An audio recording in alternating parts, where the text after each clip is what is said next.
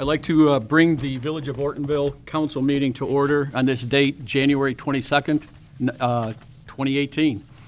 Before we rise for the Pledge of Allegiance, I think the invocation and prayer, power of prayer is very important. I did not prepare an invocation, but I'm going to stop and pause immediately after that for a silent prayer, and then we'll move on to the meeting following. If we all rise. Colleen, could you please lead us? I pledge allegiance to the flag of the United States of America and to the republic for which it stands, one nation, under God, indivisible, with liberty and justice for all.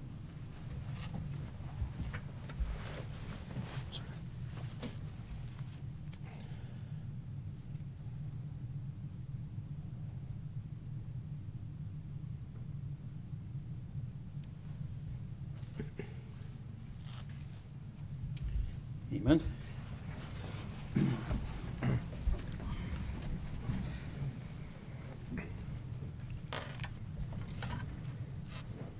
Liz, could we have roll call, please? Rice? Here. Watsu? Here. Eshman? Here. Robinson? Here.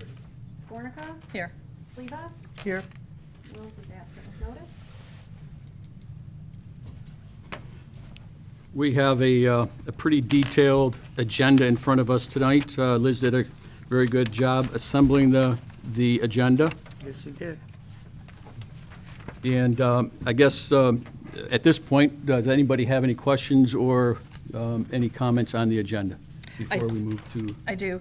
We have two 15s. We need to, the adjournment should be 16. What was that? I'm sorry?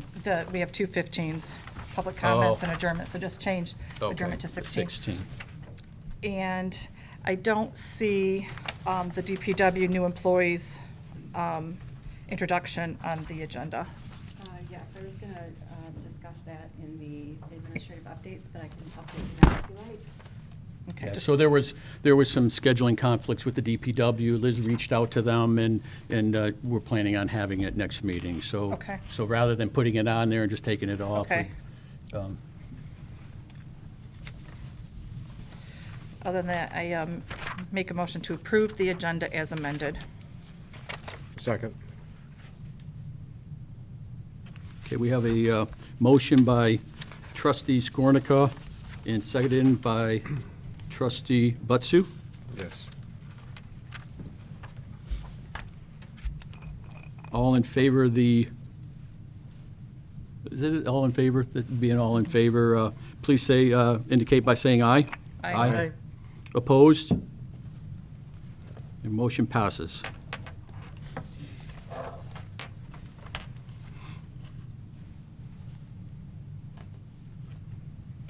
The next item on the agenda, we have a recognition for Deputy Eric Overhaul and Trustee Bryce. You plan on presenting that recognition here tonight? And Lieutenant Glover, are you going to be receiving that recognition, or is I take it there's no family member? Okay, so I'd ask the council all stand while this is presented. All right. We thank you for coming this evening. And on behalf of the Village of Ortonville, we would like to present you with this plaque honoring Deputy Eric Brian Overall. We're thank you for the commitment, heart, talent that Deputy Overall has given our community during his years of service. The residents that he assisted, the families that he interacted with, and the lives that he touched. We cannot begin to count the number of people whose lives that he has made a permanent impression on, but we are grateful that Eric chose to share his passion to help others in need while being a positive role model in our school district. We thank him for his service, his loyalty, dedication. We hope that through his example, our residents will be reminded to live life fully while reaching out to others and striving for better by bringing our community closer through our thoughts, our words, and our actions. Thank you, Deputy Overall, for your dedicated service and ultimate sacrifice in the line of duty. Also, we thank you to the Oakland County Sheriff Department and all the men and women who work so hard each day in our community. And we appreciate what you do. We're grateful to have you as a part of our village. Thank you. Susan, take a picture. Thank you. Thank you. Thank you, Do we have Tanya. anybody to get a picture? You want to do it not in the middle of it afterwards, maybe we can? You probably won't have time. Hmm? You won't have time if he has to leave. I think we should do it now. All right. So there is a request to take a photo, so if you, do you have, if you're not, I can say if you want, I need to. Are you Okay. sure? Okay. all right, it might be a long way, you never know. All right.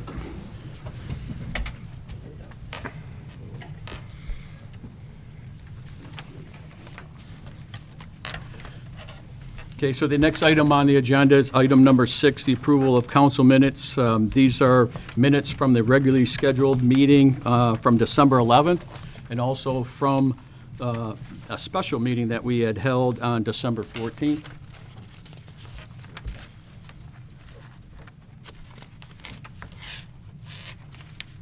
So I know these updates came, I think, Saturday. Is that right, Liz? So has everybody had time to review those? And if there's any questions or amendments, then now's the time to talk about those.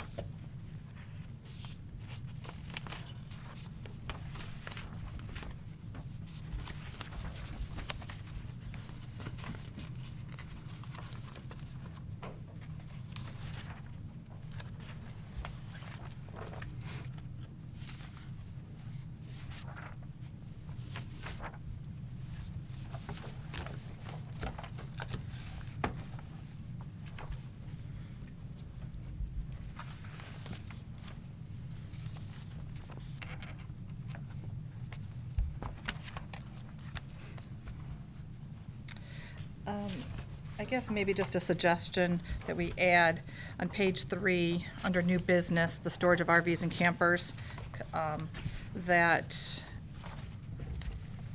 initially, that's how it was requested to come to us, but I guess ultimately it was determined by our village official, or our building official, that there was not any violation. So where it says it was determined by our building official that there was not any violation of ordinance. Or we can just say there was not any violation. And the complaint was notified. I agree. I like that that Bill was the one who made the decision. Who determined it? Mhm. Correct.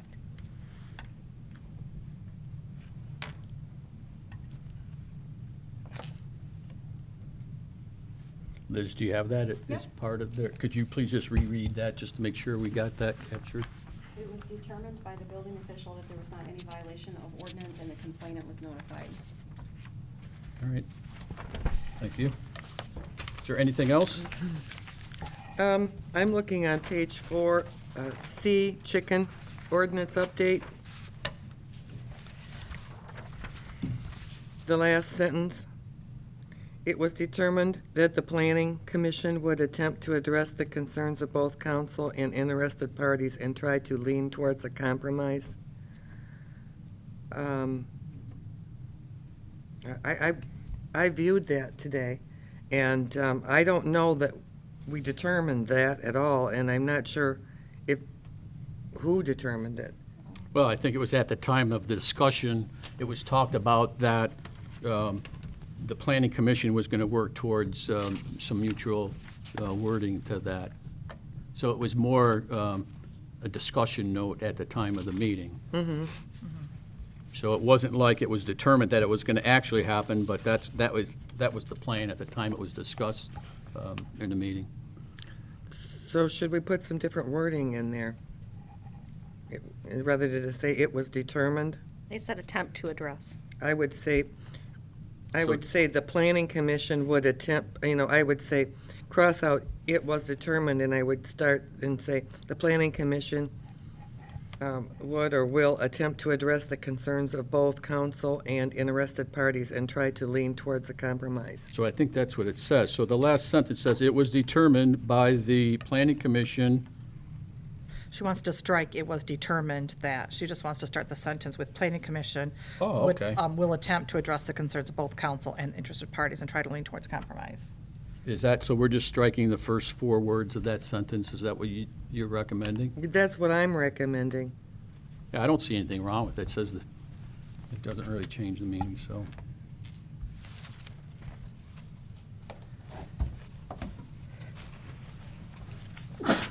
Bless you, bless you.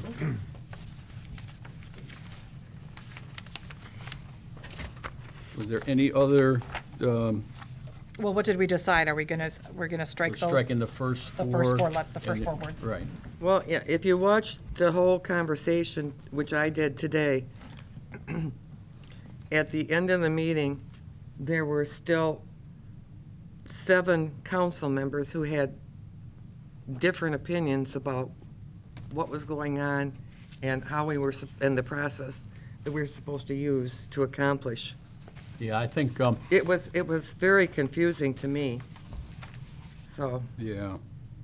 But again, I think, I'm not sure if you can help Karen out with this, Mark, but Mark Robinson was our council liaison, if you will, to the Planning Commission, and there was some dialogue between the Planning Commission and council, that being Mark representing council, to address it. So there might have been some probably maybe some unknowns at the time, and there's probably still is now. Yeah, But well, when I walked out of here, I still didn't understand what to do, but I did get a copy of the DVD, and when I read through that, then I knew I was supposed to communicate through our liaison, so I do now understand it. Okay.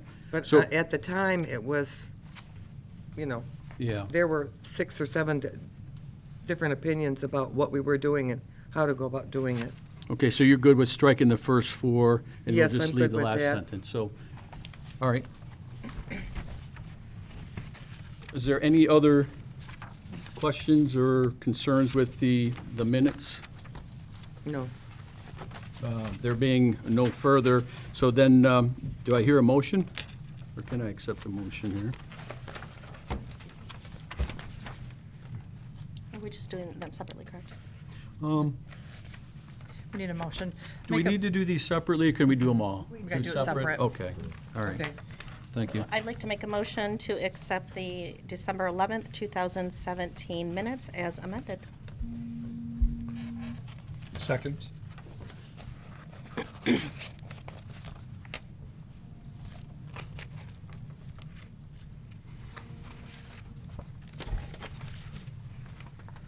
So we have a motion, I'm sorry, by Tanya Bryce, seconded by Mark Robinson. Or Yeah, support, yes. Or support by Mark Robinson for, that would be item A, minutes from the regular village schedule or council meeting dated December 11th, 2017. All in favor, please say aye. Aye. Opposed? There being none, the motion passes. We have one other motion. So we need one other motion for item B. I'd like to make a motion to approve the minutes of our special meeting of December 14th, 2017, as presented. Support.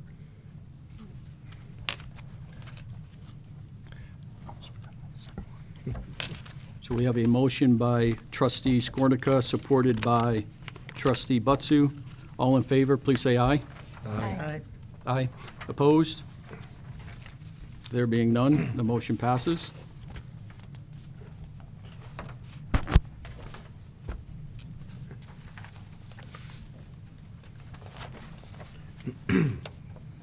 So next on the agenda is our acceptance items. We have one item, item A, which is the treasurer's report.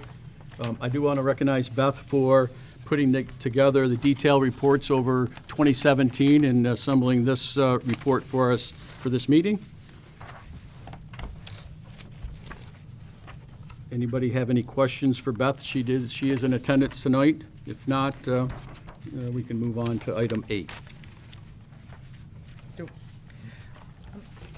It's not anything to do with the disbursement report per se, but I'm just wondering if our treasurer could provide or look into some type of trending analysis reports so we could see different trends and I can get with you specifically, but in the BSNA software, there's a lot of different reporting that, is available. If we could kind of come up with some different reports on our finances, mid-year, first quarter, second quarter, where we're at in comparison to last year, the last 5 years, something to that effect.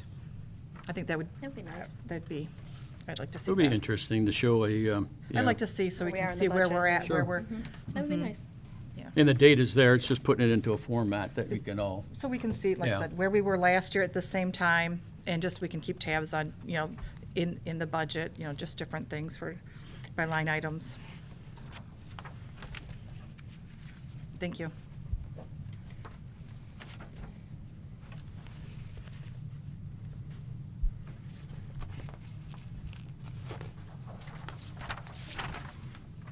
all right, thank you. You have that, Liz? Next, we'll go on to item number 8, that would be disbursements.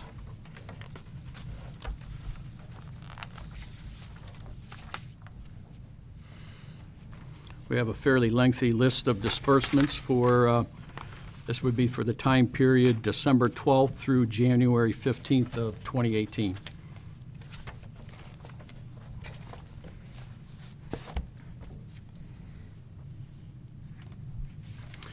Go ahead.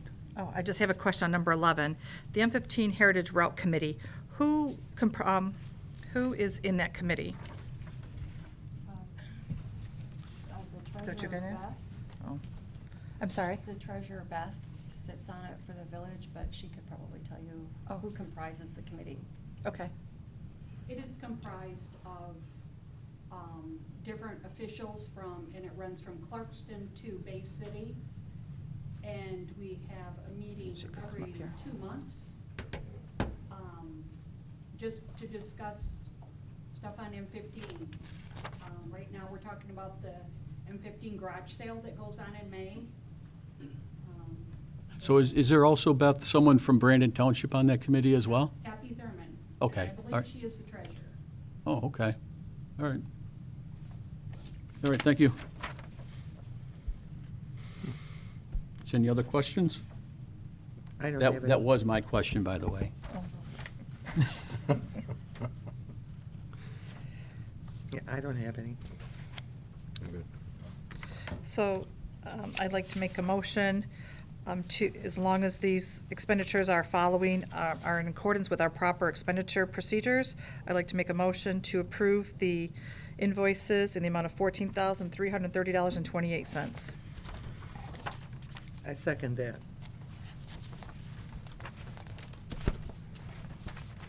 Okay, so we have a motion by trustee Skornica, supported by trustee Sleva, to approve the disbursements for totaling $14,330.28 for the time period December 12th through January 15th, 2018.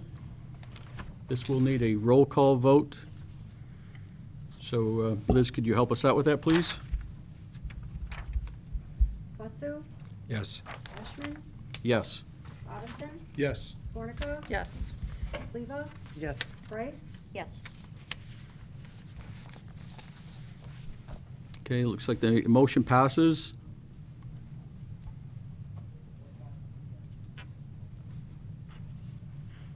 Next item on our list of the agenda is public comments. These are going to be, we're talking about agenda items only. So for those of you in the gallery in attendance, if you have anything to talk about as regards to the agenda items, you have 3 minutes to talk, and you're welcome to come up to the podium and please state your name and whatever items you may want to talk about.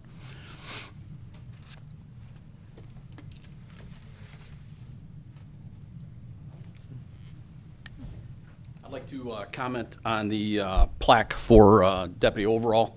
I wanted to thank the council as well as the village residents, the township residents. Been a rough 2017, and the overwhelming support for the sheriff department during this time by the residents has been almost off the charts. Words can't express the gratitude. It was enlightening to all the guys. It's most of the time, 90% of the population we don't deal with. And to see that support, it was huge for the guys to realize how much public support there is for them, especially with all the negativity in the press over the last year or two. So hats off to the residents, and thanks again for the plaque. Thanks. Thank you. Thank you. Thank you.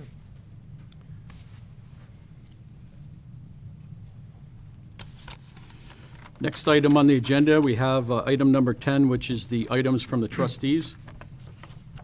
Who'd like to volunteer to go first? Karen, do you have anything? Actually, I'm on the Historical Society Subcommittee, and they did not meet last month, Okay. or this month. But nothing to report. The Fire Authority Board did not meet either, so I have nothing to report there. You want to report out on Sure, I will. personnel? I'm sorry. No, Dan, I'd like you Trustee. to. Personnel Committee met last Monday, January 15th, to discuss our process on how we're going to advertise for our village manager. So it was agreed upon with the Personnel Committee that we posted in the Citizen, on our MML, as well as our website. The posting went up Wednesday, which I believe was the 18th. The posting will remain up until February 7th at 5 p.m. Anybody interested should contact Liz, or look at our website for information and specifics. We have maintained all the regular benefits that we had offered to the previous interested parties the same. The only thing different was just the salary range, only from putting it from the low end to we had at the high end, so that gives us our variable in between.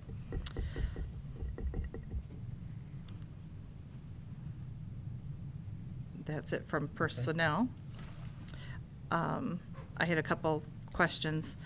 And also the Personnel Committee was reviewing some outstanding issues, and we received some information from our treasurer, which we will be meeting and reviewing and discussing, as well as just fine tuning a few of the office procedures like the shredder and things like that. I had a question on you want me to ask the unemployment question here?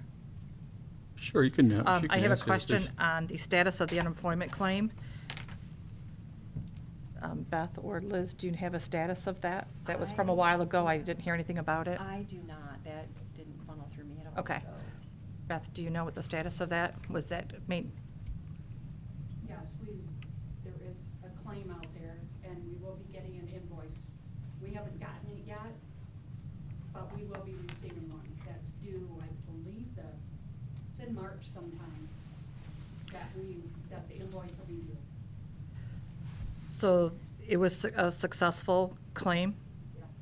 So there was an investigation then, Beth? So I think at one time when we first heard of it or received it, we were questioning the basis for it, and then there was supposed to be an investigation just to validate the claim. So do we know who did that? And Well, the village president's the one that took it over. Right. okay, But when I went to because I do unemployment every quarter, we pay our experience rate.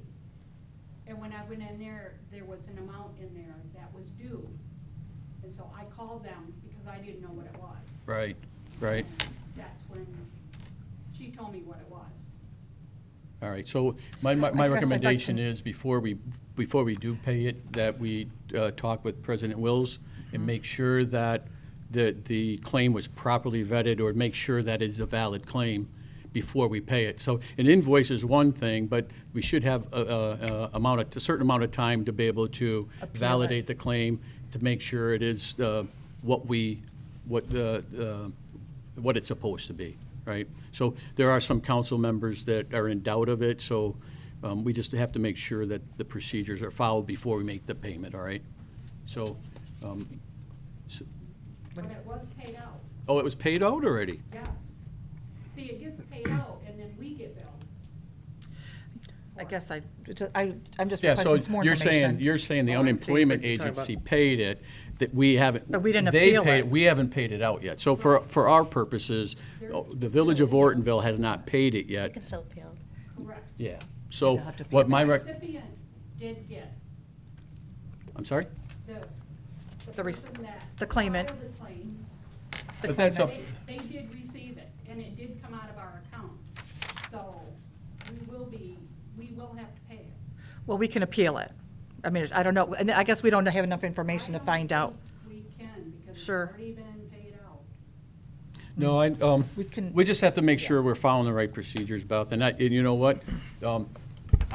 Again, because I don't know enough about it, I do know about unemployment claims, and there is a process for validating a claim and going through an appeal process, et cetera. And I'm not sure that that was done or not. And that's why I think Wayne should be brought in. And when he gets back, we can discuss that, what took place. And then before the village pays it, all right, we need just to confirm that all the i's and t's were, And what the information Yeah. feedback was back to the unemployment agency, because Personnel Committee isn't aware of any responses that were sent back, and to validate that. Yeah, Wayne it's- emailed us.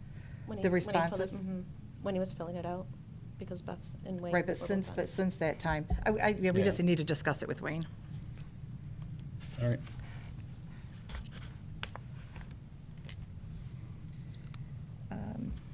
Okay, that's all, that's it for me. Tanya? Nothing from the Recreation Committee currently. I did have two thoughts. We continue to pay monthly for the rental of the water cooler. $20 a month. We would own one in a year, so I would like to look into purchasing one of those instead of paying that for how many years we've been paying that. The other thing is the brush. We keep taking in the brush. I know you can burn your own brush in your backyard. We can have a fire at the DPW. Why can we not burn brush at the DPW? And I know that's not a question we can answer, but that's a question I'd like to follow up So on. the question is why? You can burn brush in your backyard. The DPW can have the fire for the Halloween. Halloween. Can they burn brush? Instead of taking it and paying, I we're see. taking in brush at, Well, $20, it $40 depends on a the month. amount, so it depends, Right. if it's a huge heat. And so I'm wondering if we're able to do that in small amounts at any amount. Would that be in? That's a maybe- fair okay, question to we might ask be with able the to fire do chief. That's a this. fair question. No, it's a fair question. So I would like But to you're know if right. that's something we could do in small amounts. Right. Maybe it's just getting a firm for that. Right, and just, and what our regulations are, making sure we're following the safety protocol. So, but anyway, those are my two thoughts. All right, thank you. Mark? As far as being on the council with the planning commission, I have some updates unless you want to wait on that, and, because there was some other stuff that we wanted to address first. But Yeah. I do know your interaction with the planning commission as it relates to the ordinances and the chicken ordinance, and I thought there was supposed to be a representative from the planning commission here tonight, so I would, if that's what you're gonna talk to, then maybe we can wait to that Okay. agenda item and speak Yeah, on behalf I'll of the wait. council. Okay, thank you.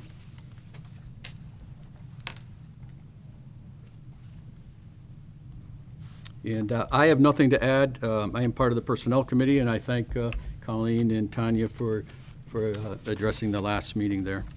Thank you. Item number 10, we're moving on to number 11.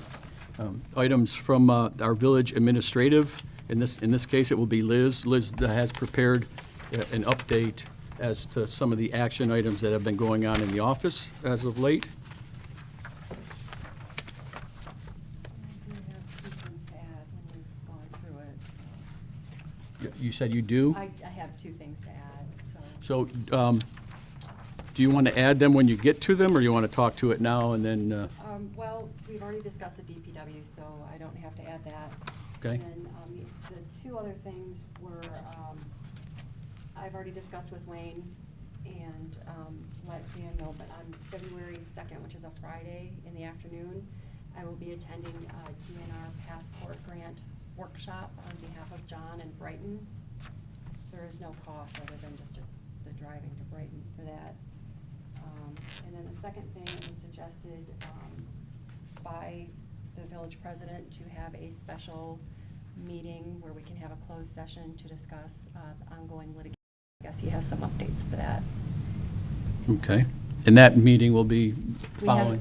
So- Yeah. Okay. So whenever we can schedule it, it was just a suggestion. Okay. So you'll just send an email out asking for availability?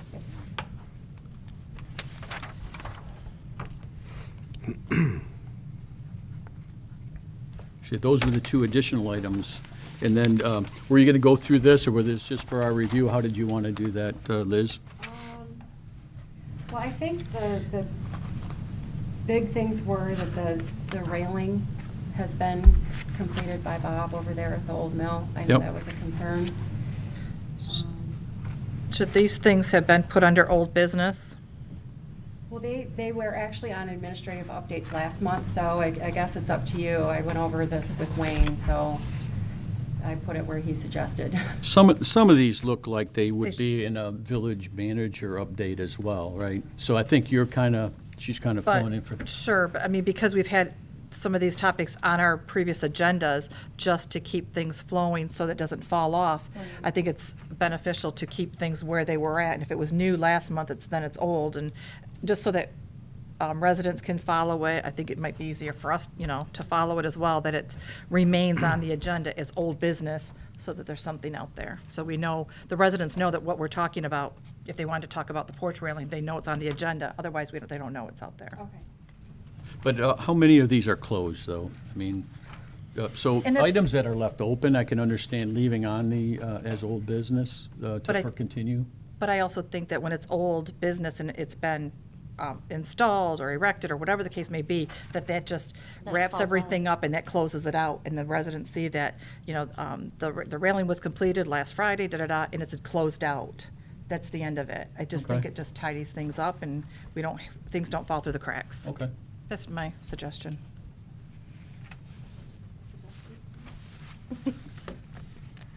I do have a question.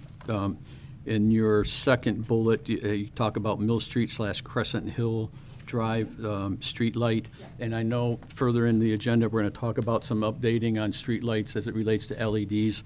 Could you tell me if the Crescent Hill Drive light will be an LED light? It Did will we be. talk, we think we Yeah, talked any about new that, right? Construction will be the upgraded LED, Okay, yes. thank you. I'd just like to make a comment that I do like the update on the Facebook page. I definitely see, things that are showing up and things that of interest, and I like to see that has had over 2,000 views to date, and I do like that. Like to know that That people was are just getting that one information. post, too. Mm-hmm. Yeah. So- The luminaries? Yes. Yeah, it's very So nice. it's definitely needed and wanted and working, so I appreciate that.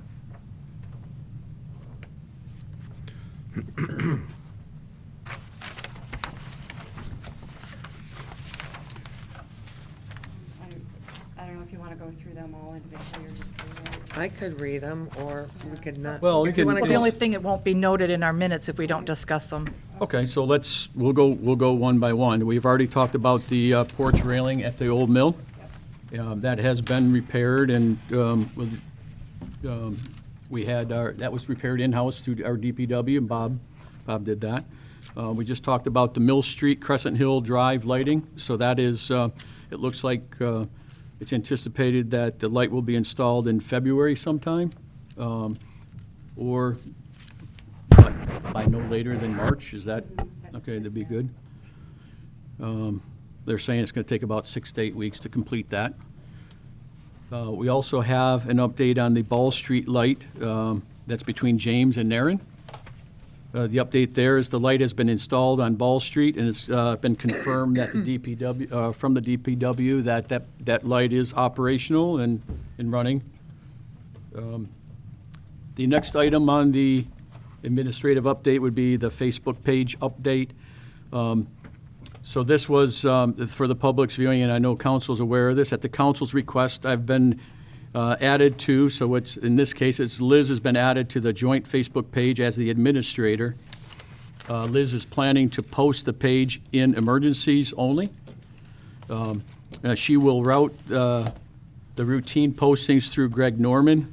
The page is up and running, and we'll be able to have information regarding luminaries in the village posted to the page. So was that done on the luminaries? So you did that, so that got the views, so that's awesome. And then, again, that, there was just a comment on the volunteers for the luminaries there, correct? And I'll speak to that in a minute, too. Okay. I neglected to say something. All right, and then the only other thing is, when we go to post an emergency posting on the Facebook page, is that, the wording of that, where does that come from? Or, I mean, so is that coming from the village manager or the village president that says, okay, Liz, we got an emergency, you need to get this out, and here's the verbiage we want on the face? Is that how it's going to work? Ideally, that would be how it would work. It would come from your manager or your president.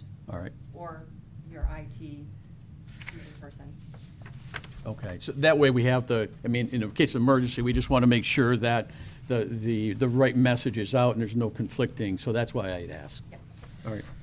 Can we just go back to the luminaries, or you want to finish that? Yeah, you can do the. I'm sorry, I was remiss in thanking everybody that came out to help assemble the luminaries that were assembled on Friday, the 22nd, and then those that came and distributed them as well. Obviously, it was very cold and we had a lot of snow.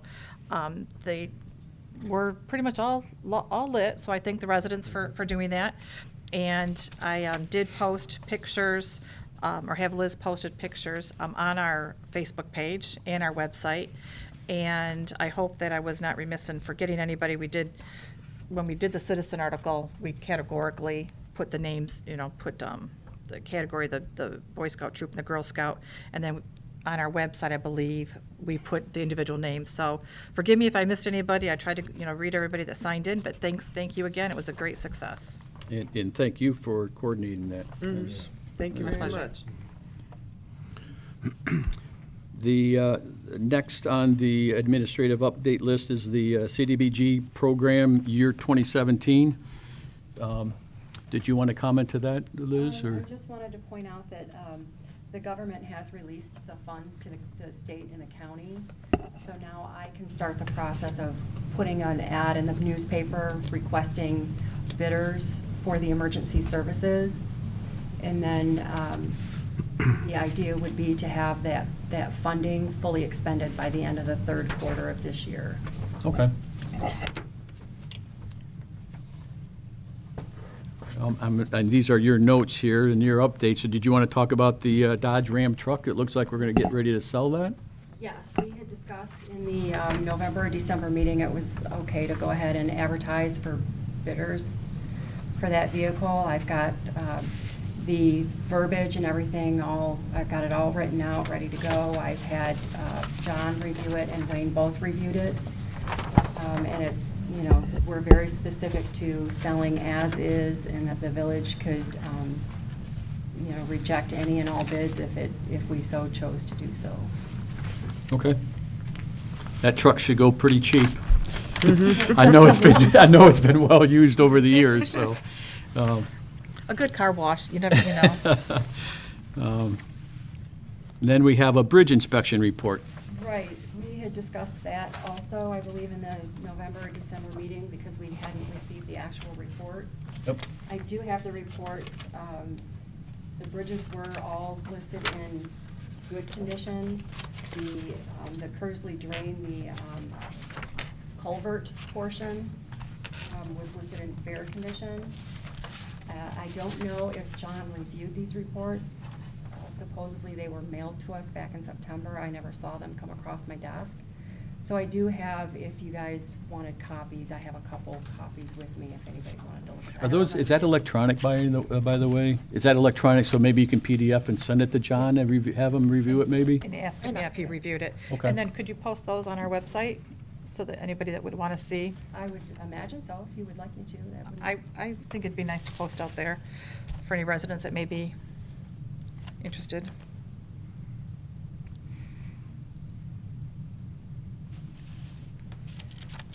And then next was the scrap tire grant for the Phase 2 of Cedar Street and Schoolhouse. Dino Parker from Rowe Professional Services contacted me at the end of last week requesting permission to go ahead and seek rebids. If you recall, The bid that we received last fall was over, I think, $100,000 over what the funding was for. And so we rejected the bid, and now he wanted to start rebidding now. So along with that, we will be submitting the soil erosion permit to the county with a check for $225 for that. Okay, could you, does the $225 go to the county or to Rowe? No, it goes to the county. The county? Correct. Okay, thank you.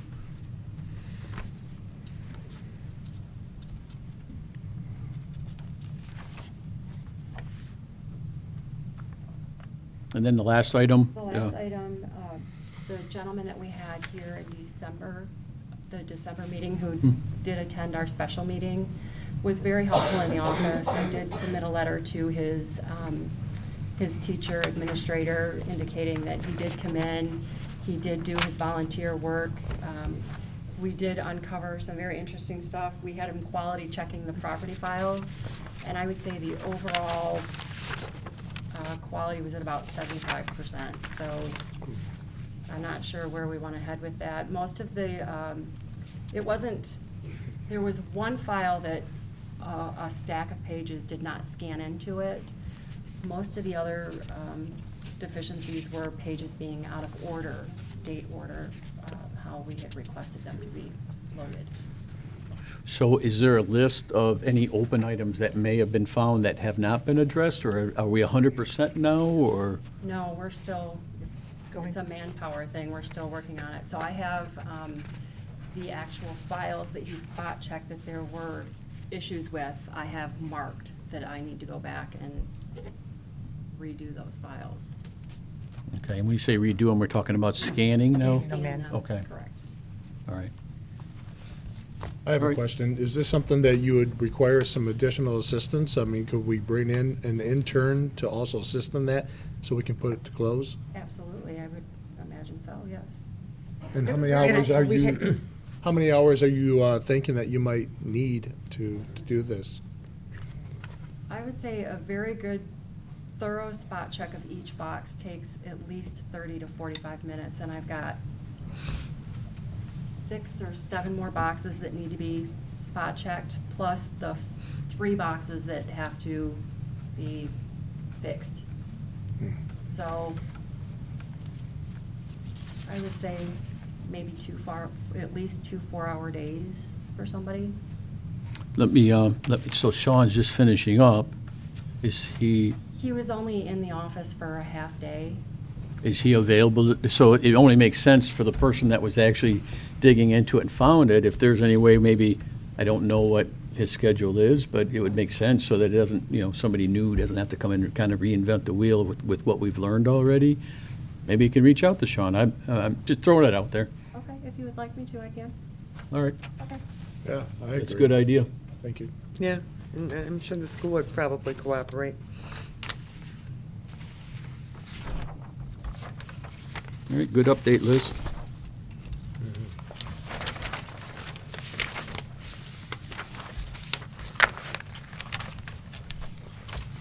So next on the agenda, we have, for new business, we have Lieutenant Greg Glovier here to provide council a 2017 year-end summary of the Brandon Township Substation activities / calls. Lieutenant? For the year ending 2017, obviously, for most of you know, it's been a busy year for us. During 2017, deputies responded to 6,964 dispatch calls, and that's with the township as well as the village. So we're pushing almost 7,000 calls a year. We've had an increase of 807 dispatch calls just for 2017. Compared to 2016, in which we had 6,100 calls. We're averaging between 19, 20 calls a day, 134 calls a week. And I'd listed the calls for service for Brandon Township was 5,754 calls. The Village of Ortonville, 1,210. But you can see the difference in calls there as opposed to last year. Traffic enforcement continues to be a main focus. We continue to get complaints from village residents. I've seen it myself with speeds through the village as well as the rest of the township. Seems to be a little bit more in the morning that we see it, people trying to get out of town to go to work. However, for this year, with the focus on traffic as one of our main focuses, we wrote over 2,000 tickets. Those are 2,000 actual citations that we've issued. That's an increase of 523 tickets from last year. And last year we wrote 1,482 tickets. I listed the violations by category. We also wrote 93 appearance tickets. And what an appearance ticket is they're tickets that we can write ranging from trespassing to disorderly person, domestic violence, OUIL, OUIN, narcotics. Appearance tickets are arrest with the option of actually lodging them within the jail or releasing them. And often on some of these, once they're actually realized they're arrested, things calm down. It's not something where we actually have to lodge them. So we write them an appearance ticket, send them home, and then they have a future court date. It's basically the same thing as an arrest, except for we're not lodging them. So we wrote 93 appearance tickets for the year. One of the biggest decreases that we've had is in operating under the influence of alcohol or narcotics. I was looking at that. Yeah, we arrested 17 drivers this past year, which is way down from what we've been averaging. Over the last couple of years, we've averaged 40 arrests for the same offense. And I'd like to attribute that to the fact that the people that frequent a lot of the bars out here and the people that travel our main roads know we're there. So they're taking less chances of at least staying on the main roads to where they've got a lot higher chance of somebody calling in on them or us making a routine traffic stop and finding that. But that's significantly down. We've also responded to, we've had 311 traffic-related crashes this year, which is also substantially lower from 2016, where we had 337 crashes. So our actual crashes are down a little bit as well. And I'm not sure if that's attributed to the traffic, the cars being out there a little bit slower speeds than some of the main roads. We continue to get complaints on 15 and Sashaball, but I'm telling you, I'm out there myself, and even through the school zone, if you sit there, I could sit there for an hour, and probably the average speed through those spots is about 50 miles an hour, 50 to 53, and then the occasion you'll get one at a higher speed. But the traffic through that area during the business hours is so heavy, it's rare that you get one that's really traveling at a high speed through there. And therefore, I think that's one of the reasons the crashes are down. Just a quick question. Sure. Could you respond to, because I know there was quite a few accidents out in front of the section between the high school and the middle school. Is that still up there? Yes. Yeah. From Seymour Lake Road and 15 all the way up to Oakwood continues to be probably the bulk of our crashes, our more serious crashes. And I attribute a lot of it to the fact that there's we still don't have a turn lane down M15, so except for a very short distance. And when you have the traffic pulling out into all different directions without a turn lane, it's a problem. Rear end accidents still seem to be the bulk of our worst accidents because of distracted driving. Okay. Our narcotics enforcement team, which would be cases that I've actually kind of punted off to the narcotic enforcement team. They conducted 5 investigations for us this year. I try to handle most of our investigations for just about everything within our substation without farming it out. There were 5 investigations. They executed 2 search warrants and made 2 arrests for narcotics-related offenses. Our contract reinforcement team, which are basically extra cars that we use to overload trouble areas at times. I was able to utilize them on 12 different occasions this year, which kept me from having to hire overtime. Saved the township approximately $5,500 in what it would have cost them in overtime. Our school liaison fill dates, because we split the cost with the school. I was able to utilize that officer on quite a few occasions as well, saving the township about $4,000 in overtime. One of the concerns that we've had is with that school liaison position, and I listed it out here by school. one detective for all 5 schools, and he handled 476 incidents between those 5 schools, which is a lot. And that's incidences, I mean, some of them are very minor, but it's incidents where the school has contacted Detective Hubble and asked for his assistance in one way or another. The high school and the middle school being obviously the bulk of those incidents. 75 of those incidents were actual reports and investigations that were done, which is fairly significant. For the year 2016, we had 90 incidents in the school, with 38 of them being investigations. So it gives you an idea of the difference in those numbers, which is huge. Our crime statistics and clearance rates. In 2017, the federal government, they monitor certain cases, high priority type calls. We had 221 micro-reported criminal offenses within Brandon Township. Out of those 221 incidences, 113 of those resulted in arrest, and 18 were exceptionally cleared, meaning there was no prosecution sought. With that being said, Brandon Township had one of the highest rates of clearance rates among major incidents, with almost 60% clearance rate on all reported offenses. I've been out here, this will be about 3.5 years. Our last 3 years, we have led our substations. We have 14 substations, and we have led all of our substations with the highest clearance rate in arrest and clearing our major incidents, major cases. We make a lot of arrests on our cases. It's almost kind of been it's almost, the guys almost take it as a challenge at the substation. We don't, if it's a high priority call, the guys are on it, and we make a lot of arrests on those calls. It's just the group of guys I have. I got a lot of guys that are kind of go-getters, and that's a lot of the difference. Our average among our substations is 48%. So it gives you an idea how much difference the clearance rate is for us. During 2016, we had a 59% clearance rate. 2017 has shown a substantial increase in dispatch calls. Over the past year, we've had an increase of 807 calls, which is almost unheard of. This is significant because this creates an additional caseload on our detective bureau. The more calls you have, the more investigations are involved, and it puts some strain on our detective bureau. Since 2014, statistics have shown a growth of 450 dispatch calls per year over the last 3 years.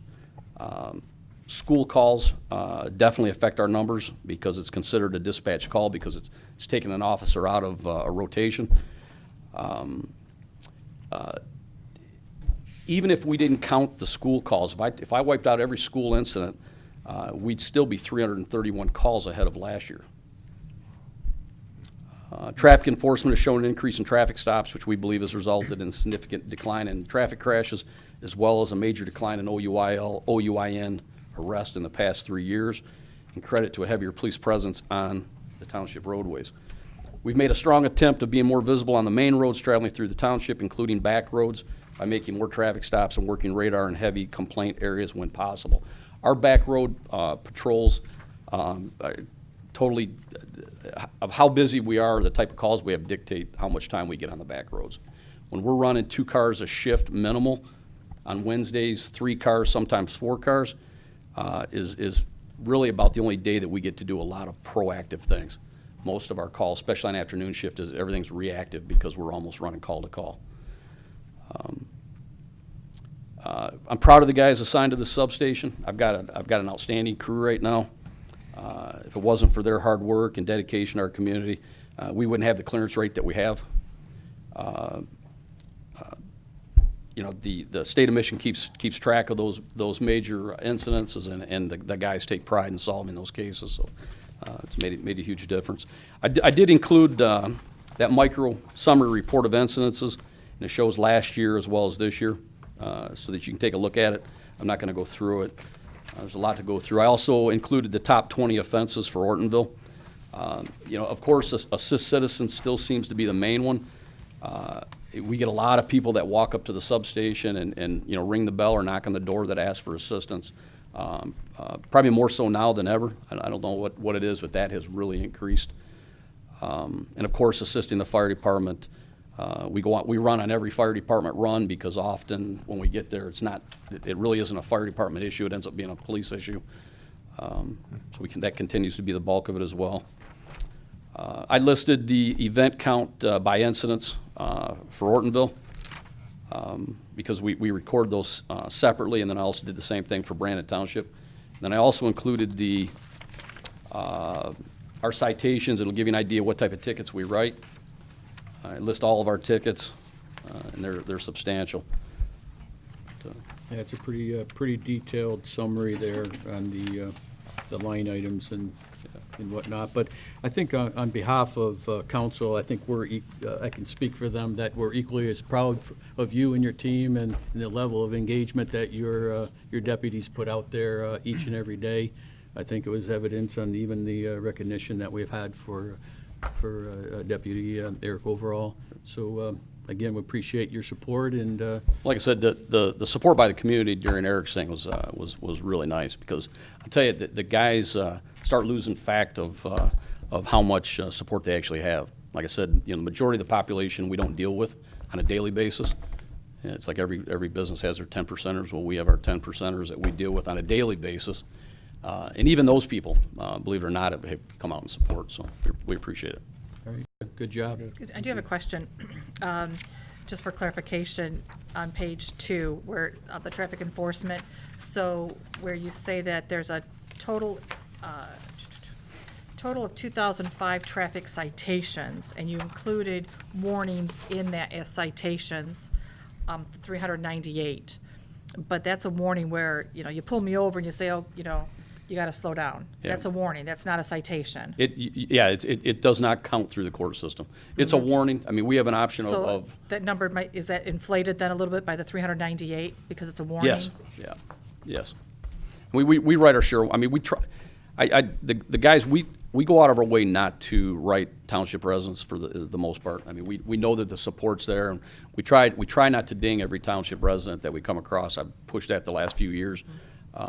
Occasionally that it happens. It's going to, but we still have a lot of transient traffic through the township, and so the numbers are high. I mean, the guys are stopping cars. I mean, and just because you stop a car doesn't mean you have to write them a ticket. Traffic stops result in warrant arrest, dope seizures. I mean, you name it. Just about anything and everything comes out of a traffic stop. And believe it or not, I mean, traffic stops for us are probably one of our more dangerous incidents because you never know what you're walking up to. And as you've seen in the paper, I mean, just since Eric's death, we had an officer in Rochester Hill struck by a car, still on life support. We don't know how that's going to pan out. So traffic is a main issue out here. So. Well, I was just clarifying about the warning, almost the 400 in that 2005 traffic citation when it's not really a citation, it was a warning, so, okay. But I mean, see, on a traffic ticket, there's 3, I could write 3 tickets on one. Sure. Write 3 different violations on one ticket. Now, the guys might write 2 violations and give you a warning on the 3rd, or vice versa. Mm-hmm. Usually, I don't, most guys, when they stop a car, most guys are not looking for a warning. Usually there's a ticket that's coming with it, and there's usually something else that's there that they're giving you a warning on, and it's giving you a pass. Makes sense. I have a question on all the warnings. Are they all written warnings or some verbal? They're written warnings. Yeah, we actually write what the offense is. Let's say no registration. Instead of writing it as a civil infraction, they just write it as a warning. That way you're not having to deal with the court on that incident. As if you didn't get the ticket, really. Can I ask a question on Sure. the schools? Why did that change? Is it a difference in the way they're reported, or are the incidents actually that much different? That's No, huge. it's not. It's not that it's. I've asked because the numbers with the schools seem to be an issue every contract, and I've instructed the detective in the schools that when they are asking for police involvement, to document it and to take a number documenting that, because we've had reports come out of the schools that nothing happens. Well, I've got news for you. There's a lot that goes on through that school system. So it's not a jump in incidents, it's a jump in consistency. Consistency and a detective there that's a lot more aggressive than what we've had in the past. Over the years, we've had some guys that have wanted to turn their heads to a lot of things because it's something that the school doesn't want out, and I've made it very clear that if it's a law enforcement issue, then we'll deal with it as a law enforcement issue. It's not a school issue anymore. Thanks. Agree, right? Yeah. Sounds good. Very good. All right, thank you. Thank you.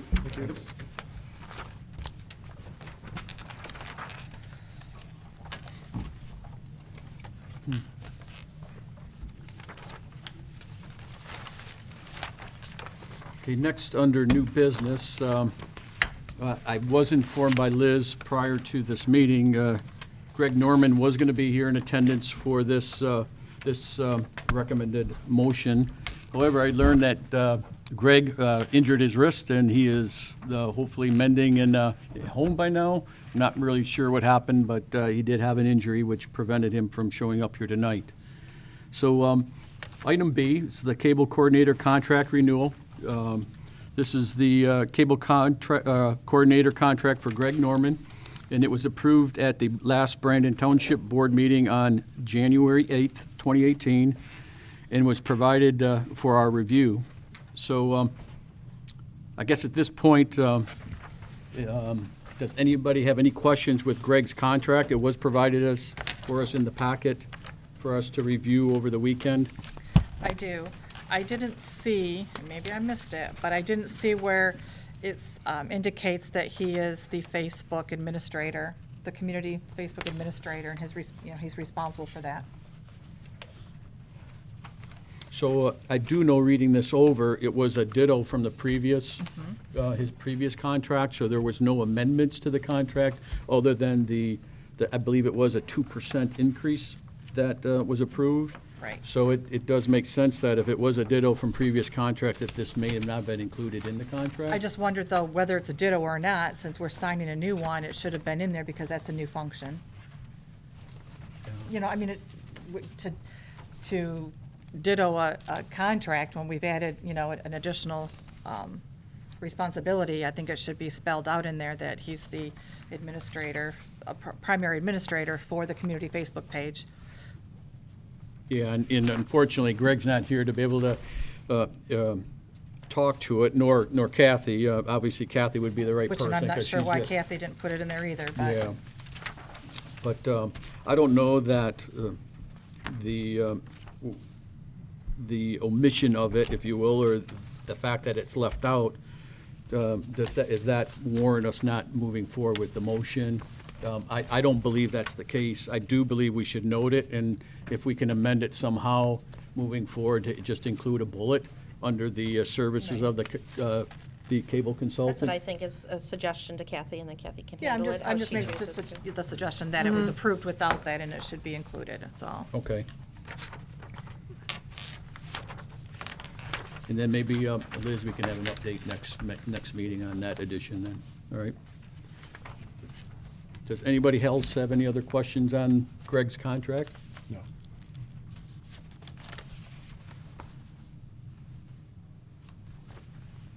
Can I entertain a motion? Do you want me to read it then? Suggested motion to approve the cable coordinator consulting agreement between the Charter Township of Brandon, the Village of Ortonville, and Greg Normand for the term of January 1st, 2018 through December 31st, 2019, as written. Well, do we want to say as written, since we're going to make an It's amendment gonna be later? amended. Maybe, I don't know, I mean, that's what. I mean, we'll I know choose right to now it's as that, but since we, Well, we can get into the detail, but if we put it in, if we amend it prior to Kathy amending her end, then, so what we're doing is tonight, we're approving what the Brandon Township approved, and then Liz will go to Kathy to amend that bullet, and we'll have an update, and I think she would clear it through her counsel, and Okay. so I say that we would approve it as written tonight. Could we say with suggested addition of? Yes. It's suggested, Perfect. it's not, So, with We don't just make the amendment. decision. Yeah, because it's like, it really should be included. well, in there. So suggested as addition, written- right. go ahead. With You wanna Oh, let- well, no, that would be, Karen could add if she chooses Instead of as to. written, just as It's Do you suggested. want to As reread it written again? With suggested addition of Facebook coordinator in Okay. job description, or whatever you choose to say. Okay, with suggested addition of Facebook, Community Facebook Administrator. community Facebook administrator. I think that should be fine. Job description.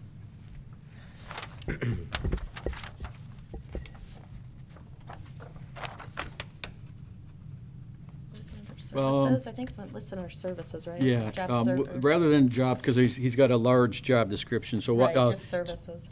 I would say the services of the cable consultant. So so can you add that as a bullet? I mean, could you, how, Okay, with the suggested addition of the Facebook community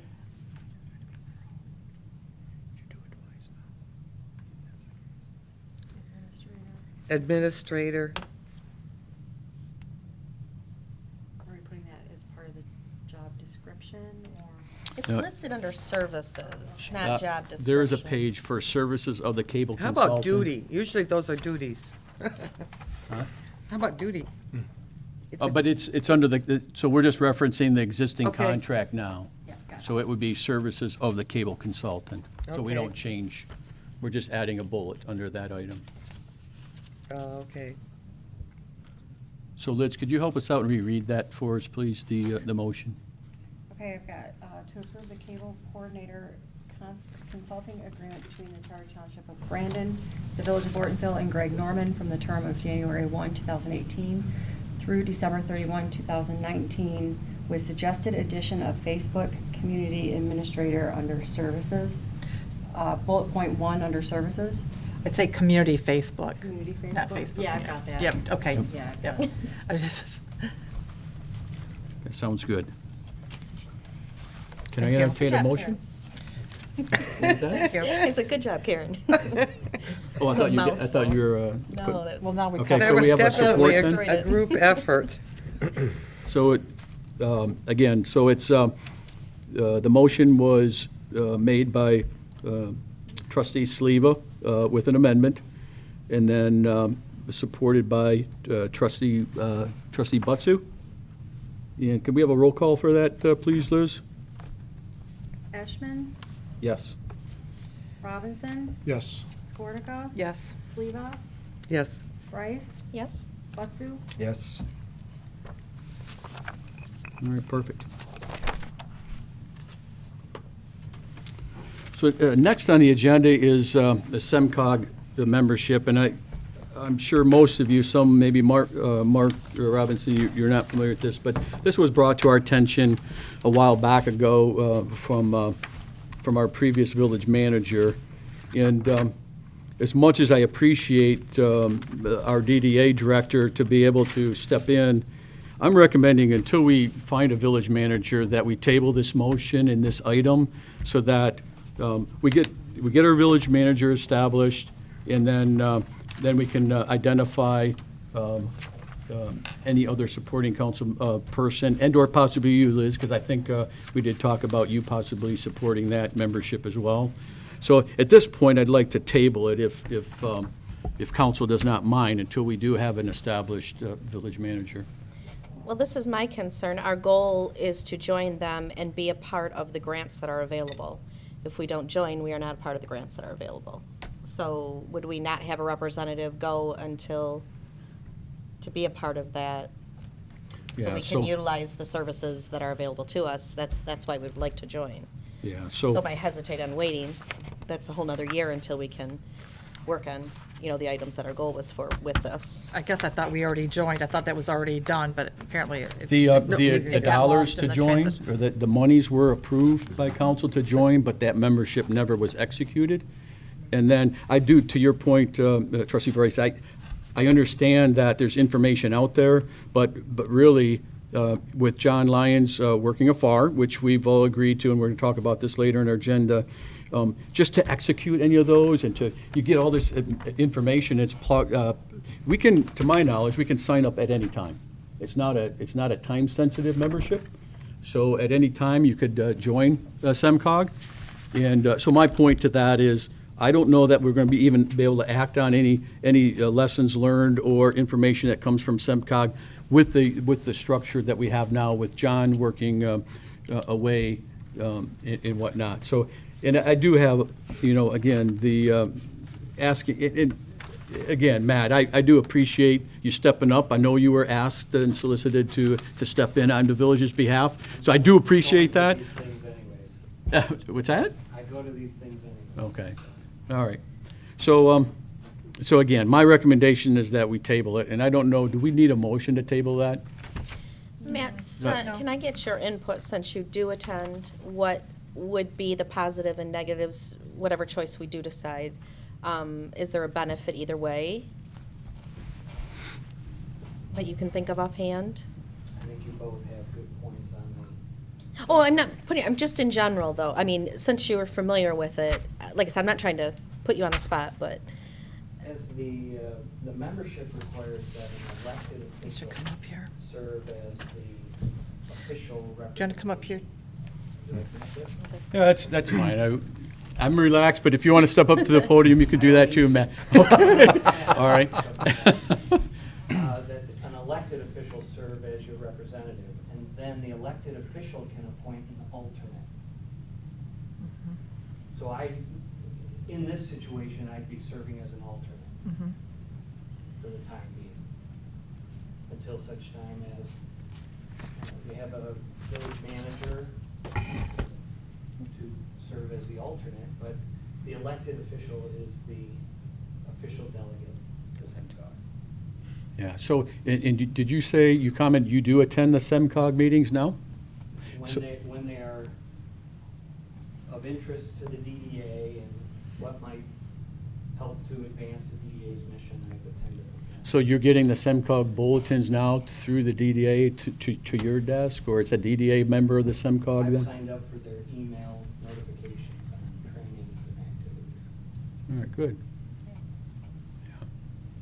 Transportation Alternative Program was the last program I attended. Okay.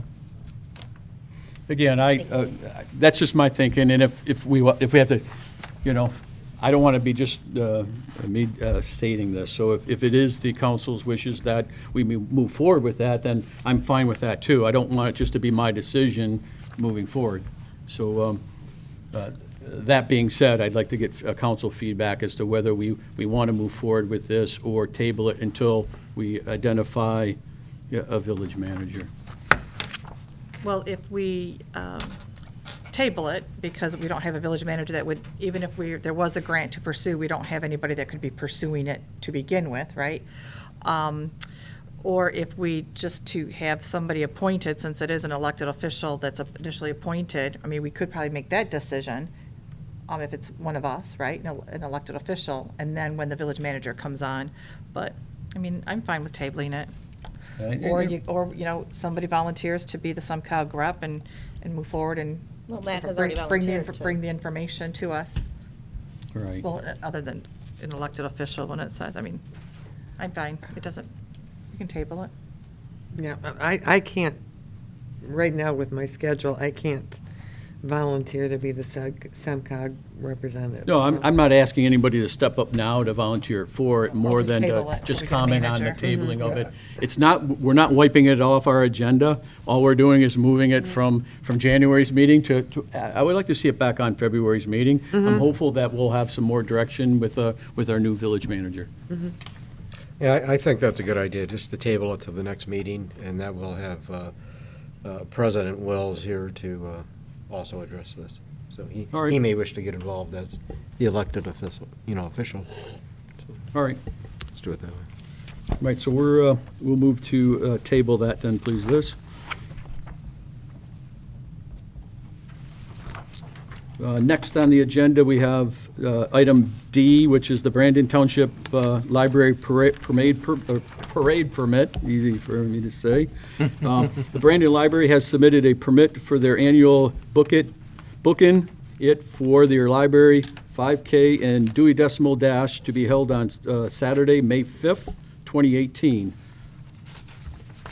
Looks like we've got the necessary signatures from both our sheriff department and our fire department on the parade route. On our new form, thank you, Liz. Yeah, I noticed that too. I'd like to make a motion to approve the Brandon Township Public Library booking it for your library 5K and Dewey Decimal Dash to be held on Saturday, May 5th, 2018. Support?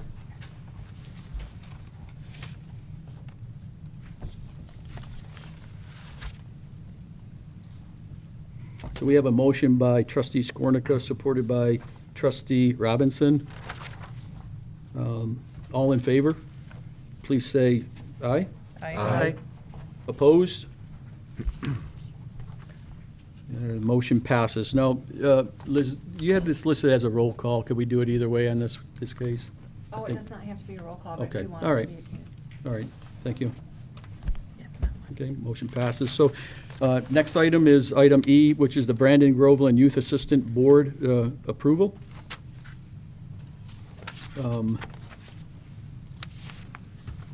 Right, perfect. We do have a representative of that board, Robert MacArthur. Do you want to comment to that? The board of, the executive board and also the board of directors. Correct. And I'll keep it as brief as I can. We do have a requirement of getting, which are sponsors, which is the Village of Ortonville is a sponsor, Brandon Township is a sponsor, Groveland Township is, and the school. And we became truly incorporated in 501c3 in January of 17. We were always basically underneath the auspice of the village until one of the auditors questioned why there was a bank account that nobody was watching or what was going on with it, which was ours.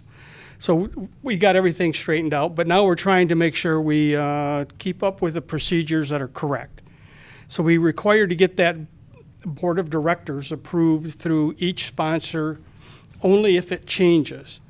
And, very likely, you can see there's a pretty good list of folks that are on that board of directors, but I am seeking that as soon as we get approval from the village, township, Groveland, and the schools, it then goes to the family court for their final approval with all of that. And it doesn't happen unless our sponsors approve that list of board of directors. And as in the letter, you can see that what the organization does. It just seems to keep growing every year. Every time we turn around, somebody comes in with a program that can be provided for the kids in our community, and it just seems to be growing leaps and bounds. We use a lot of CDBG funds from Brandon Township and in Groveland.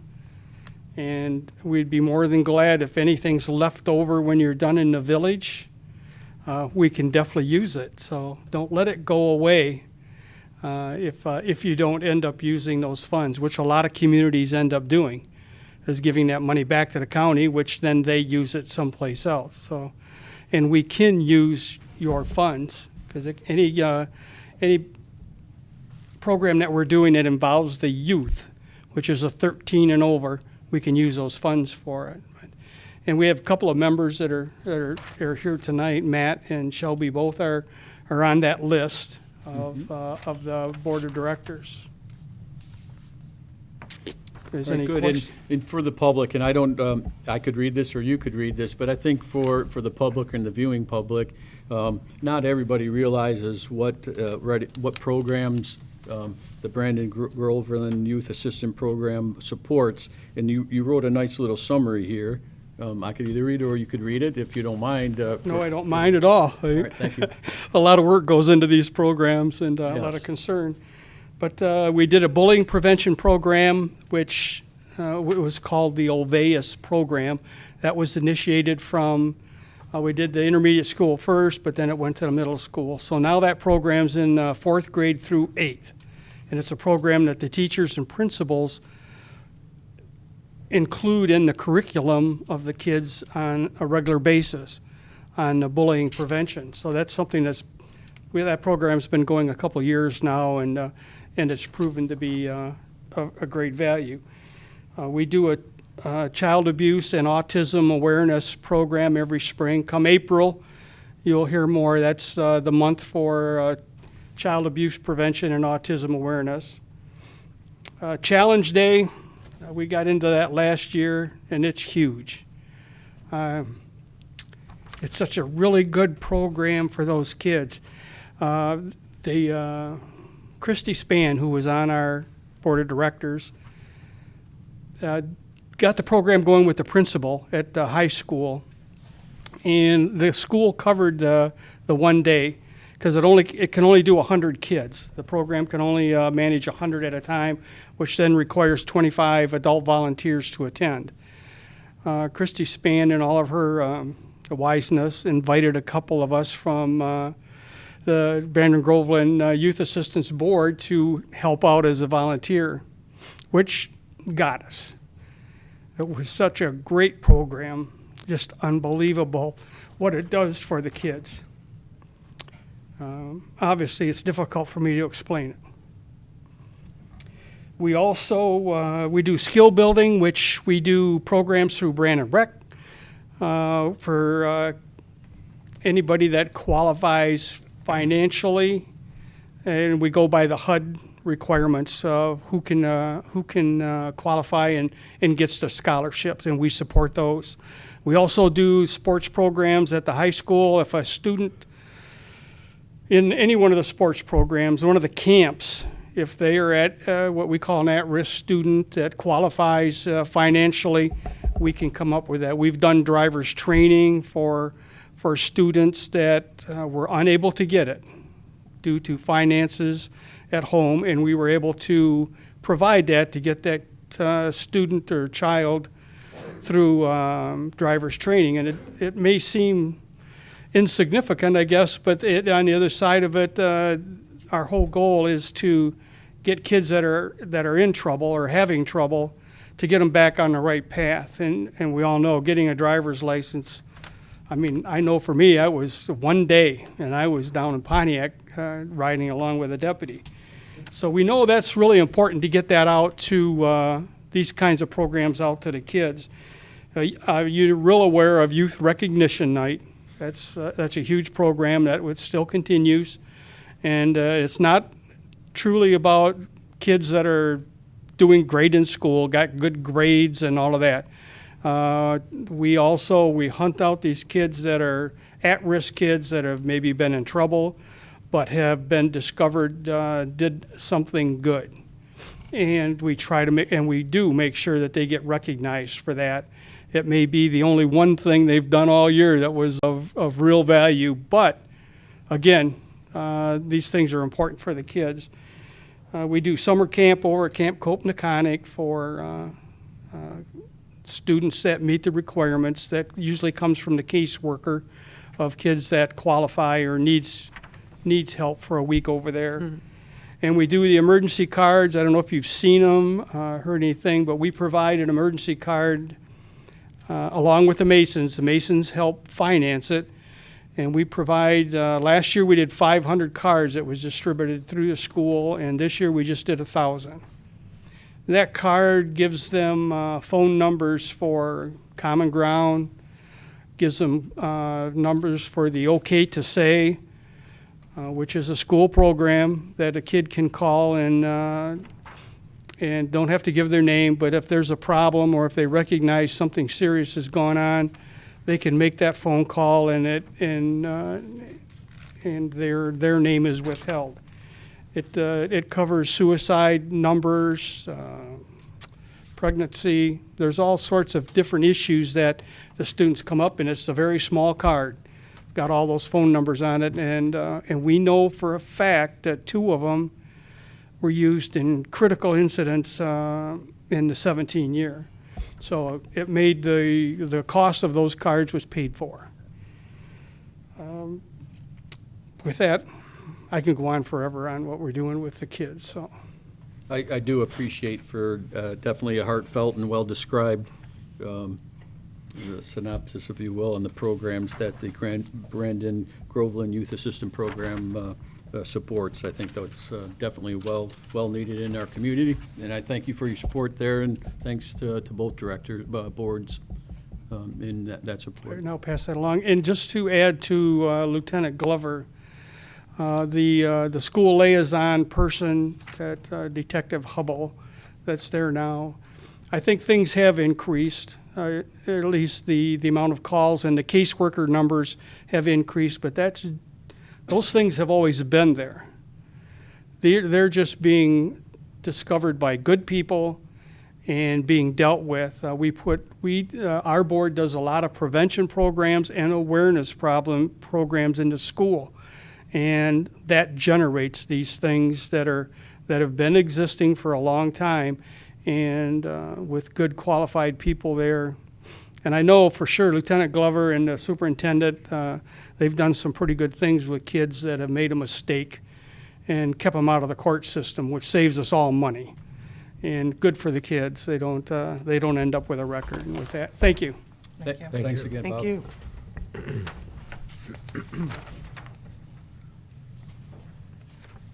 I just have a question. I see that, we have community involvement in there, but there's not anybody from the village on the board of directors. Should there be, or can there be? I'm glad you brought that up because it was on my list, but I got caught up in what we do. In the past, the village managers attended a few meetings. We've not had anybody. Well, we do have representatives from Brandon Township, Groveland Township, and from the school that are actually on the board. And I can tell you, we're more than welcome somebody from the village and the manager or the manager to be on this board. We meet once a month, and we do a noon meeting, or now we're at 11 o'clock in the morning at the library. And it takes about an hour and a half for our meetings, but these are the programs that we work on. So I'm glad you brought that up. Thank you. Thank you. So that being said, I know we do have different assignments on council, and if anybody feels that they'd like to participate in this program, which I think is very good, then I'm sure we can work through a volunteer or as being a representative council to be on part of that, on that, one of those boards there.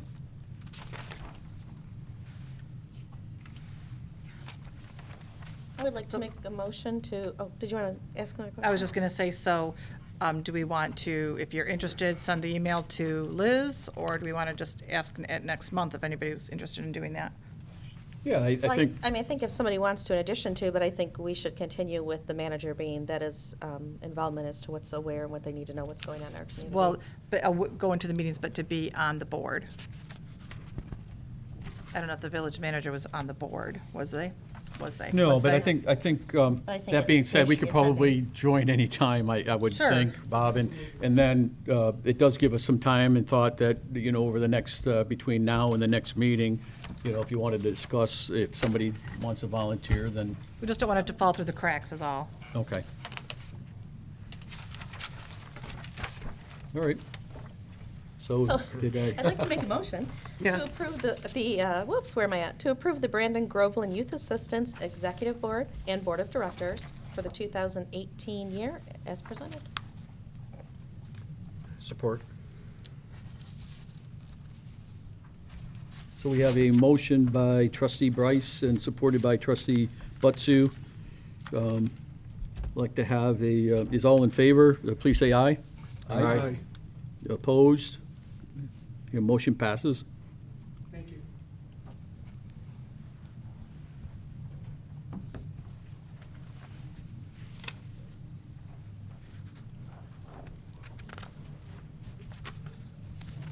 So next on the agenda is item F.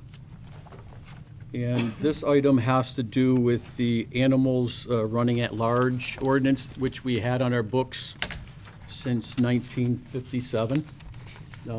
I think for most of us that are aware of the several issues that we had of animals running at large that did not have to do with dogs, namely chickens, okay? But was not on the ordinance. So this is a revision and a recommended revision of the running at large ordinance. And I think, so I think trustee Sleva, I think, did you want to talk to that? Yeah, I just provided a handout. I certainly don't want to necessarily belabor the point. But, you know, I took the ordinance as written directly from the website, and it's our 90.60 running at large ordinance, which states no person shall permit any dog. Okay, so this leaves a lot of other animals out, to run at large in this village or to stray beyond his or her premises unless under reasonable control of some person. And this ordinance has been in effect since 1957 and has not been amended or updated. So if you turn to the next two pages, I did type up what I would call a draft copy of how we could possibly amend this ordinance. And reading in the draft copy, it says, this is an ordinance to amend Chapter 90 of the Code of Ordinances by revising thereto running at ordinance 90.60, running at large. I'm just doing this the way the village attorney has previously done draft copies. It continues, the village council hereby ordains Section 1, revision of Chapter 90 of the Code of Ordinances be revised by revising Ordinance 90.60, running at large.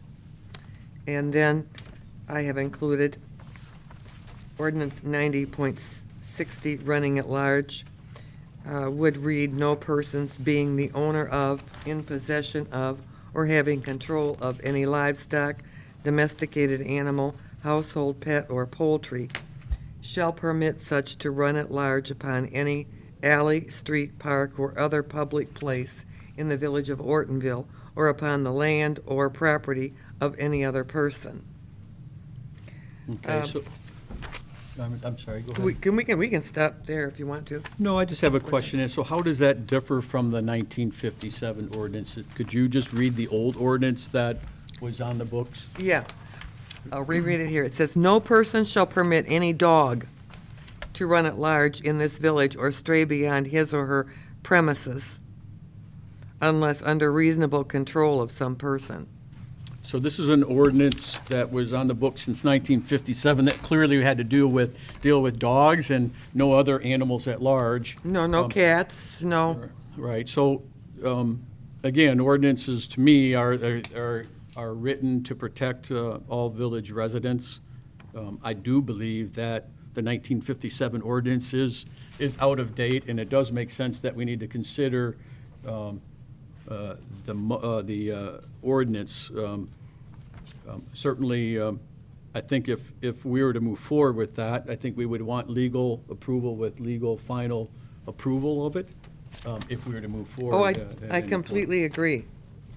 I think the first step in any ordinance is it goes to the planning commission. We give them the information we're looking for, they draw it up, they get it ready, it's then gone through the lawyer, then back to us. So I think we need to send it where it goes, have them do what they're doing, send it back to us, and then proceed from there. You know, that's possible.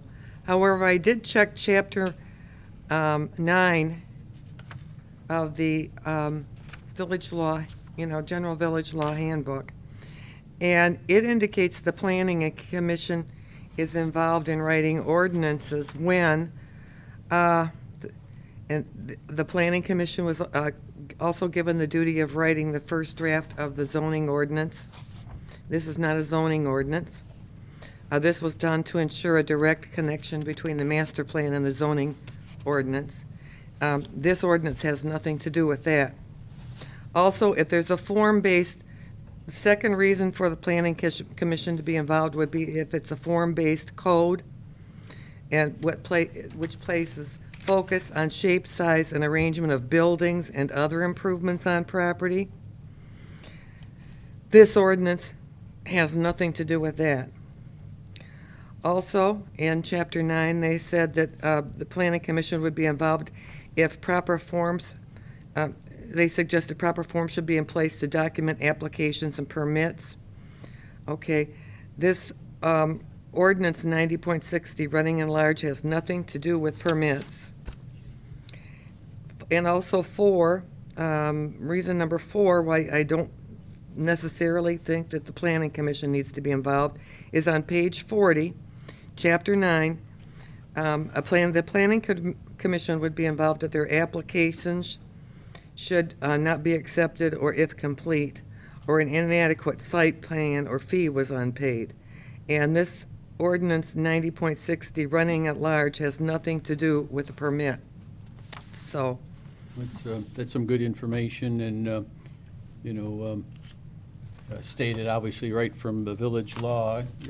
It's always important General that- Village Law Handbook, yes. It's always important that we seek out good, accurate information so that we can make informed decisions. So, again, I do believe that. Although I do think an attorney should look at it, and perhaps the attorney needs to write the final Final. document. All right. Does that answer your question in regards to the planning commission? No, because if you read the Planning Commissions, it tells you exactly what they lay out, which is all ordinances. That's Bill looks at and sees how this fits in with the other ordinances. They make a recommendation to us, and that's the flow of, and the general law handbook, that is the flow of. So. Yeah. But no matter what, we can't make a motion now. It has not been approved by anybody. Our manager hasn't looked at it, our lawyer hasn't looked at it, and our commission hasn't looked at it. So Agreed. there's nothing we can do right now besides provide further information and come back to it. I don't know that there's nothing we can do now. I think there's things we can do now, pending, or it depends on how things are requested to move forward. But I don't think there's anything wrong with the new verbiage as it relates to running at large 90.60, as Trustee Sleva did read. I think everything there is encompassing in terms of what we would expect an ordinance to read as it relates to any animal running at large within our village. So I think the concern now is that, do we need the planning or the planning commission to approve it? No, I don't think that's the case. We need the planning commission to write it and then bring it forward to council for council's approval. And then we would move forward with a council, whether council wants to approve it or not. So yes, planning commission does help and aid in all ordinances where we need to have time and investigation involved. So that's my opinion on the planning commission's involvement in bringing forth ordinances to council. But if I understood what Karen was reading from the general law, if this ordinance doesn't pertain to any of those things that go to the planning commission first. I mean, and I didn't look that up, I'm trusting that information, but with that being said, then why would we have to go back to planning commission if this is one of those categories that doesn't need to go? And I'm not saying it shouldn't go to the planning commission. You could, next, you can always This is a choose that, revision, but yeah. I don't think it's necessary. It's got to go to the lawyers anyway. Yeah. Right. Agreed. It's got to go to the lawyers, the village attorney. There's no doubt about that. But us taking out one ordinance and changing it without looking how it affects all of the other ordinances, that is what the planning commission does. But this, What's They the look at how it downside of this? interacts with everything. this is dogs running Because at large. we don't know what the repercussions are. The way we have defined and pigeonholed, an ordinance is a basic law or rule. An ordinance does not, we don't even have livestock.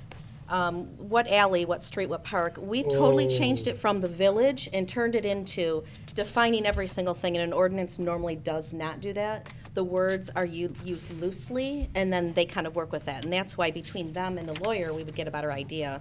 I mean, this to this is a huge difference in, actual verbiage that pigeonholes an ordinance. My wife and I, we Okay. took a walk, we walk this village all the time. Anybody who, for the last 28 years, and we were going down Cedar Street, and I seen livestock running around in the front yard and all that. I mean, that to me addresses this right here, right?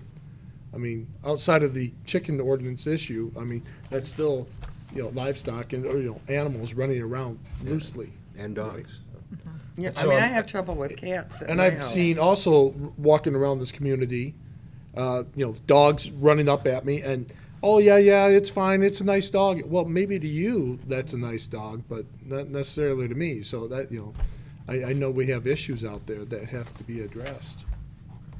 But I think the verbiage that trustee Sleva read, I think was read and I think detailed enough to, okay, if we don't have an alley is, if you look up a description, alley's back road street or a back street or cul-de-sac. I mean, an alley could be maybe a non-traveled road. It could be so my point to the descriptions in here, I think it's well written to encompass anything that we might experience in the village. So I do appreciate trustee Sleva's work to get us thus far. I don't know that I think out of respect for the planning commission, that we provide them a copy of of what was done thus far.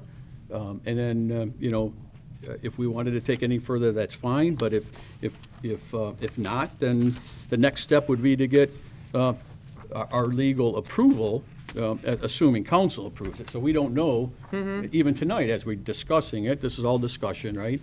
We don't even know where council stands with the updated ordinance as it relates to running at large ordinance. So we could take this suggested motion and just, The suggested motion, I've already, I've got 3 of them there.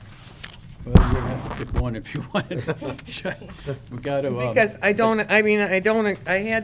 I'm doing this all the last second because this was brought up at the October 23rd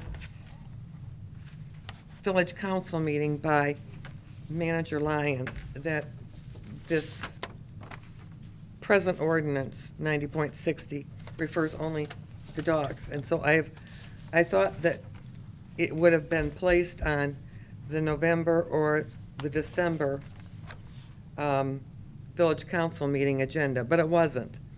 And then at the very last minute, I was running around writing this and checking with our village clerk because it hadn't been placed on the January agenda either. So the suggested motion that is printed on our agenda was just something that I threw out that is just possible, but that's not really what I think should go out. And I think it's ready to go to the attorney for review, Number 3, revised possible motion to approve sending the amended ordinance 90.60 running at large as presented to the village attorney for review. Was that a motion? We're discussing right now. I'm and just reading the motion. I'm just reading the possible motions. Or, number 2, revised possible motion to approve the amended ordinance 90.60 running at large as presented, pending legal approval. But I know one thing, this has to go to the lawyer, and the lawyer needs to write the final copy. And then it needs to come back here.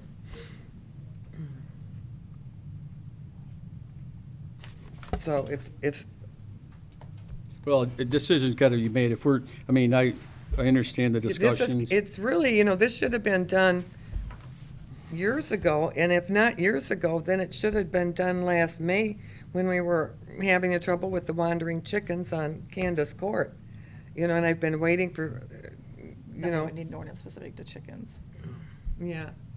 This is way past due, doing something about this particular ordinance. So I have a question. I'm the new guy here, and and I'm really getting familiar with how things work.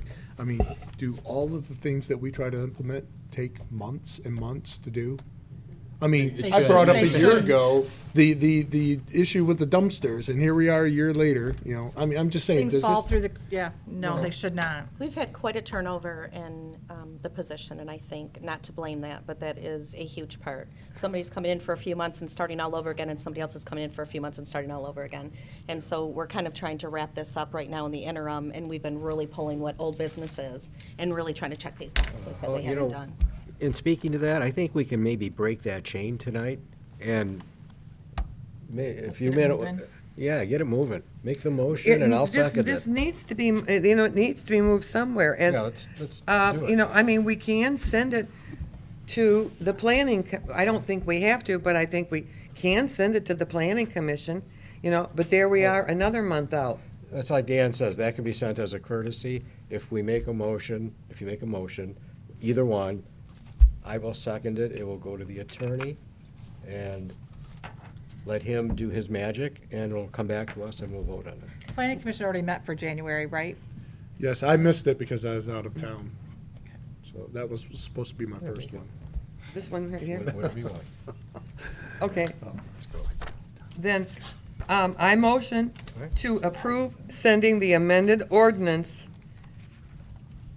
90.60, running at large, as presented to the village attorney for review. I'll second that.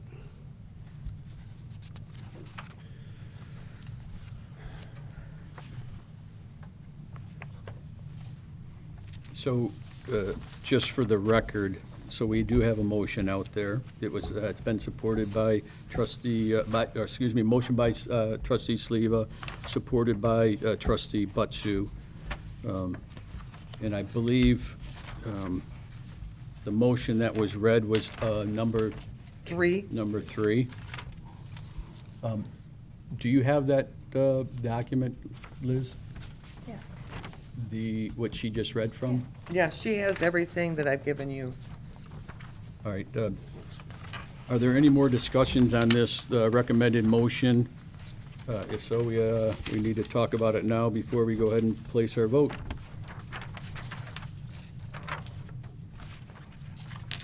I believe this is, because it is an ordinance, I'd like to have a roll call vote, please. Please.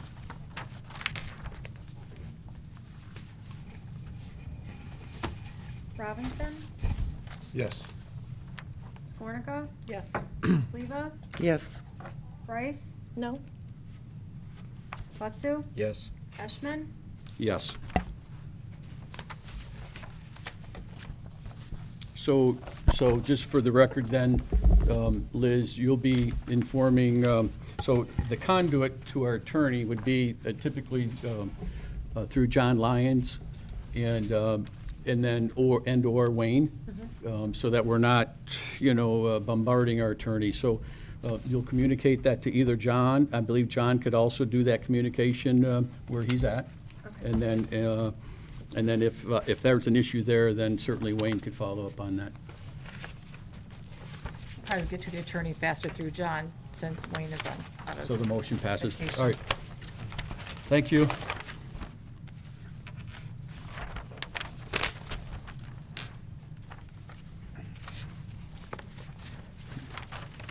Lost on my notes here. All right, so next, we're moving on to old business. Finish up. New business, old business, we have item A, and under item A, there are two topics there. They both have to do with lighting. The first item, which is a CIP, or capital improvement update, or project update, it has to do with street lighting / building interior lighting. So John Lyons has asked us, had asked Liz to include this as part of our agenda, and we do have some information as it relates to a quote. So back in August, I believe it was, we got an initial quote. This is 2017. It does say August here. It should say August 2017. However, the most recent document that we were provided by Liz was a January date, and that's basically a revised quote to include updated 2018 pricing, and I'm not sure what the difference was between the two, but certainly, once you cross the calendar year, we are subject to price increases as the market predicts there. So, again, anybody have any question with the first one? So this has to do with the street lighting. So we're talking about converting the street lights from traditional sodium vapor or to an LED, more energy efficient lighting. I believe the quote for the street lighting has almost a 3-year, I know it's in decimals there, but I'll say a 3-year payback on energy. So the total cost of this project to replace all street lighting to LEDs is $22,305.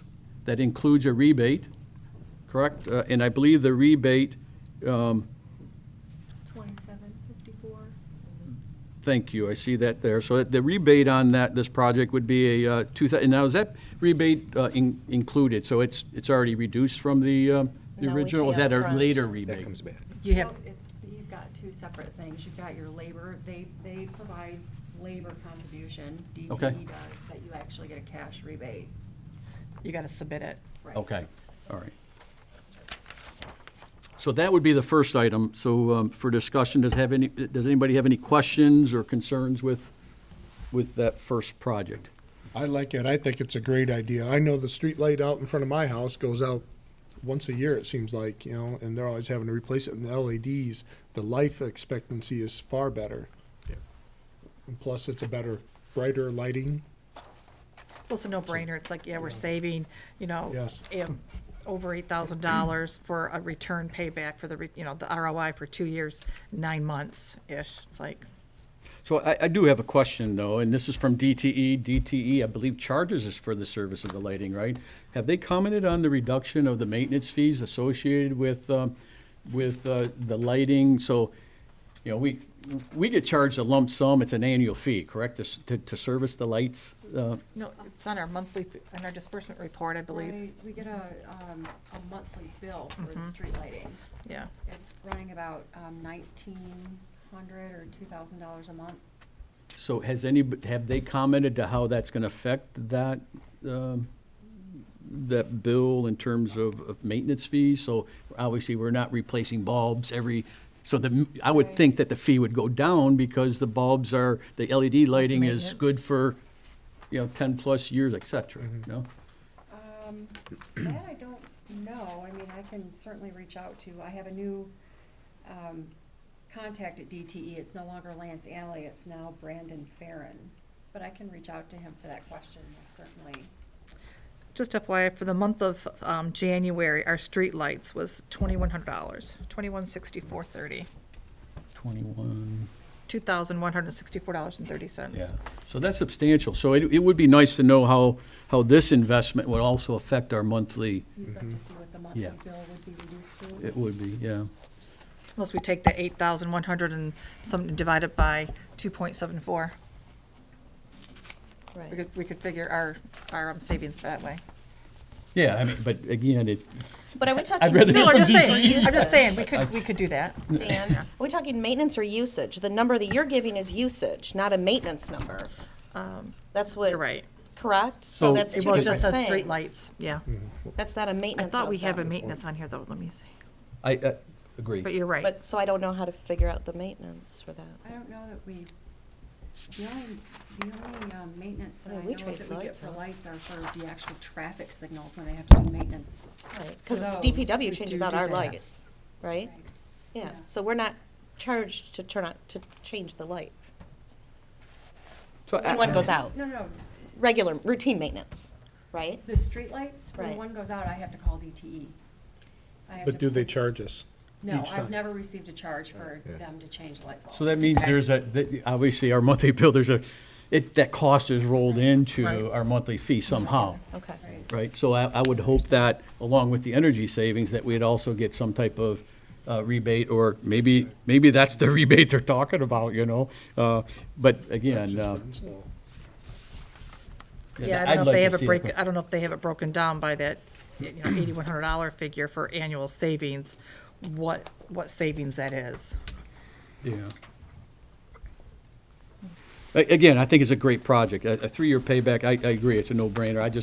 I'd like to have, at least for some, I don't think, my question is should stop us with moving forward no. if that's the council's wishes, but I think we should know how that's going to affect the maintenance side, too. Yeah, it's a good, And yeah. before you do that, I think, I had a discussion with Beth earlier today, about this, and it may require some type of budget amendment, is that correct, Beth, for the DTE lighting? Well, we didn't budget for it, so. Right. Yeah. we Okay, didn't. well, So you're saying the cost of the project was not budgeted for, so Right. we'd have to find some dollar, transfer it from our, Right. Yeah. I just wanted to give you a heads up on that. And then, and typically, because this is considered a capital improvement, we Mm-hmm. do have some funds to draw from to account for that. So we'll have to get with you, Beth, on where those funds would be taken from. Now, is that something that we need to decide here right now with the motion, or we can decide later, correct? Mm-hmm. All right, perfect, perfect. I'd like to make a motion to approve the purchase agreement with DTE for the conversion of the specified overhead and underground streetlights at a cost not to exceed $25,059 in upfront costs, with a final cost not to exceed $22,305 after the rebate issued after construction in the amount of $2,754 is received. Support.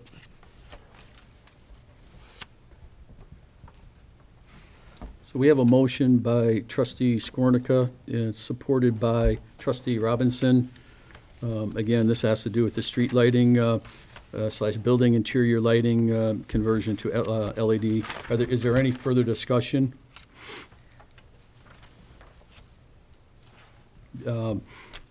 There being none, this is an expenditure, so we'll need a roll call vote, please. Sleva, Yes. Bryce, Yes? Watsu, Yes. Eshman, Yes. Robinson, Yes. Skornica. Yes. Great, motion passes.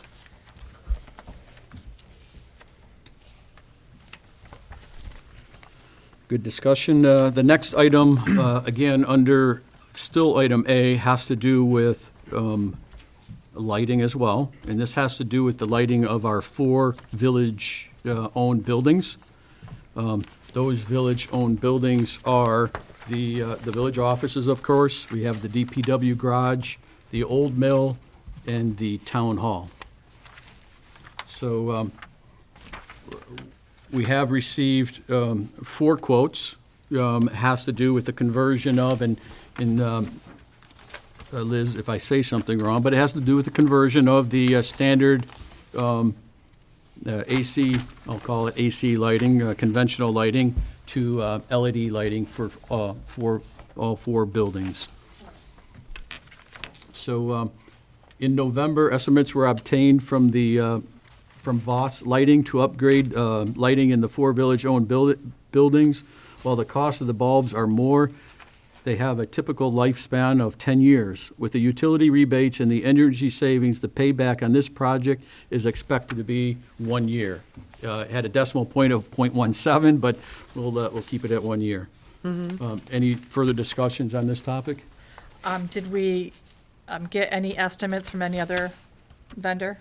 We have in the past, this is the one that I did myself back in November, so I do have past quotes. Right, because I mean, it's like this one, so we could compare like what the other ones were. I could probably dig them out for you, Has Voss worked for us before? They have not, but they did recently do work for Holly, they've done work for Clarkston, their municipal offices as well. How did this, I don't know if you recall, how did this estimate compare to the other ones that we have? I guess I would have liked to see the other estimates before we make a motion on this one. Yeah, I don't think this is something that is time pressing either. No, I don't either. You know, 4,857, that's the total dollars we're talking about. I assume that we do have that in our building funds, right, for the buildings, to support it under budget, for a budget? Is it in the budget, or are we talking about, again, amending the budget? Yeah, this has not been budgeted for. It has not. No. All right. Liz, I know it's a silly question, but it says township offices, but our village address, this is the village, correct? I Yes. want to make sure. I didn't know if they did it as well, and that was Yeah. part of. While I think it's great, you know, for the savings and all that, I just wonder like what the other options were and are to do that before I would make a decision on it. I mean, in worst case, I mean, this still might end up being the vendor we go with, but not knowing what the other ones are, I'm hesitant. Liz, you received other quotes and everything, but is there a specific reason why you decided to go with Voss? I did not receive other quotes. This is the only quote that I went out on Okay. my own and requested to get. I'm sorry, I thought you said you got some in November. This is the one that I got in Oh. November. We had other quotes from the past in the office. For the same project? Yes. Yeah, so it is typical that when we put things out for quote, that we do have a minimum of 3. All right, so it does make sense that we know we're getting the most effective quote. I believe that Voss, and based off of what you had stated, using Holly and Clarkston as references, but I do believe it's important that we do have 2 additional quotes to make sure that this is a market pricing, if you will. And so is this something that we'd like to table maybe till next month, and then does that give you enough time to get additional quotes for that, or would you need longer, Liz? Well, I can certainly see what we have on file in the office, but. Okay. I can make calls tomorrow. And We'll see be- if, how what they long. find, what you find, if that price is still gonna be valid. Okay, thank you. So before we even take it out to new quotes, say, for council's question, is a discussion again, would it suffice if Liz were to find the additional quotes back when and do a comp to what this is, or are we looking for new quotes for 2018? I think like Colleen said, as long as the quote, they will stand behind the quote, depending on how old it is, that's fine. And reputable, if we're Right, getting, if we end up with 3 that, as long as we're comparing current, apples to right. apples, yeah. Okay. So, I'm hearing the direction is that we're gonna table this, okay? And then you're gonna follow up with some existing quotes that we have and just do a simple comparison. I think even if it's 2, at least we have a gauge as to what Voss is providing us for a quote.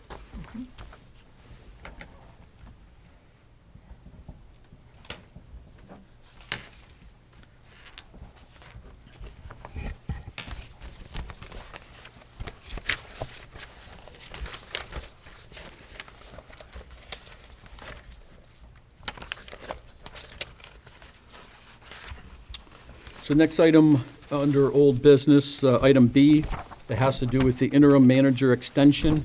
I think as council, we all discussed keeping John on and working away. He's been valued to Liz in the office in regards to calls and answering questions on some of the things that both Liz and Beth maybe are not familiar with, not being a village manager. The only other thing here is that, Beth ran into a stumbling block where she couldn't pay out the funds because it wasn't written. There wasn't written documentation that, as council, we approved her to pay those funds to John. So we know we had those discussions. We know we talked about them and approved them, but there was nothing on paper stating that Beth could go out and do that. Well, since then, communication. Well, from what I found out, it was done in a closed session. That's why I didn't have any idea that I was supposed to be paying. And that's fine, you did the right thing, right? You didn't know, so hey, stop the presses here, I'm not writing a check unless I got approval. So Wayne wanted to cover his bases, so outside of the closed session, he wanted to cover his bases and included in an open session saying that we did approve this. So that's what this item here is about today. I don't know that we need to take it any further. I don't think that there's any secrets with what Wayne's email stated. I think we all read it. Are there questions about anything that he did put in his email? Well, yes, I had a question. I emailed him and he didn't respond. He said until April 1st. I think it should be up to, because at any point we do not need his services, then we can sever that. Until means until that date he's hired, not up to. Right. Or something along that lines, because I said to Wayne, I said, that's definitive instead of leaving it open. And I wonder, and I don't know what John's verbiage is, and this might just be Wayne's verbiage Right. that he's But not I'm paying just attention saying, according the- to what's in front of You're us, right. if we're approving this, that was my only concern. I know John is fine with that, and we are fine with that, but it says, Right. I think, a little different. It should, so you're saying as part of the motion, so I see that until is written in Right. both the motion and on his email. Right, it should be open-ended, not a definitive date, Right. you know, because, like I said, as we've both agreed to, Right. John is fine earlier, if we're fine earlier. Exactly. And that, so that was my only So thought, you- and I you- emailed him back and asked him, but then I didn't hear anything. That was when he sent this out in the No, beginning of January. I agree. But I just think, you know, if we're going to Right. actually prove it, it should be a little looser, maybe? Agreed. So what are we recommending from a motion? So we have the motion, and it does include until, so it says December 20, I'm just shortcutting the motion just for time here. December 2017 until April 2018. How would you like to remove? Anybody Up have a to? better wording? Up to is just kind of off the top of my head. Anything else? Not to. Not to exceed? There we go. Okay, so we're going to change the recommended motion to read, to extend John Lyons' current compensation in contract as the village interim manager from December 2017 up to April 2018 at the rate of $1,400 per month, which is we all agreed, month, with measuring parameters previously noted. So the parameters are here, and these were initial guidelines when we did talk about, okay, if we're going to extend John's services, what specifically do we expect of him? What metrics are we going to use to say, hey, if we're going to pay him, we expect something back, not to have him retire down south and, And answer a this- phone call or two. These So may not be all-inclusive either. And that's what I was Exactly, going to say, exactly. initial measuring because those were just our initial wishes, Off of not, our head. right, not all These are not. inclusive. So I this would is- also say with initial or Or not, yeah, not, beginning, So, because it's not all inclusive. right.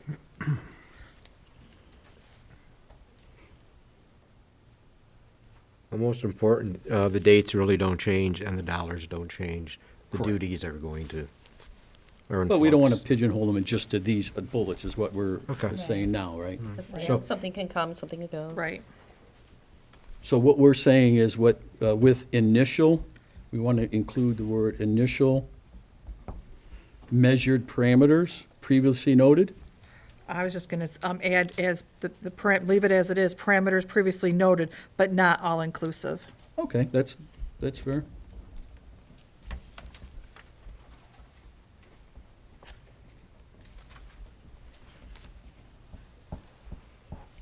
All right. So right now, this is, again, a matter of record, and so to move this forward, and I guess we're going to need to entertain a motion.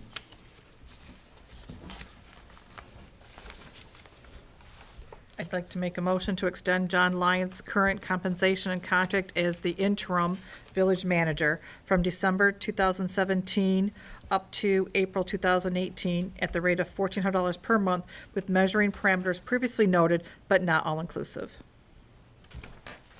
And I just switched the interim. around. Liz, did you catch that? That I just changed? Okay.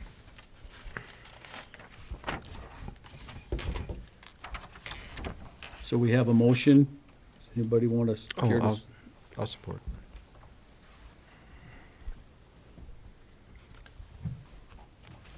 So is there any further discussion? So before we vote, again, this will be a roll call vote, could you, for my purpose, could you read that back for me, please, Liz? To extend John Lyons' current compensation and contract as the interim village manager from December 2017 up to April 2018 at the rate of $1,400 per month with measuring parameters previously noted but not all inclusive. Sounds good. Any further discussion? No. There being none, can we have a roll call vote, please? Bryce, Yes? Watsu, Yes? Eshman, Yes. Robinson, Yes. Skornica, Yes. Sleva. Yes. The motion passes. Thank you. Moving down the list, we're almost to the end. Item number C, this has to do with non-domestic animal ordinance, updating the chicken. So I know there's no planning commission members here, but Mark, you had stated that you have something. Yeah, so basically, the last meeting that they had, I was not able to attend. And so currently, they have a subcommittee in place. And so, back in the last council meeting that we had, I was asked to join, the planning commission and / the subcommittee.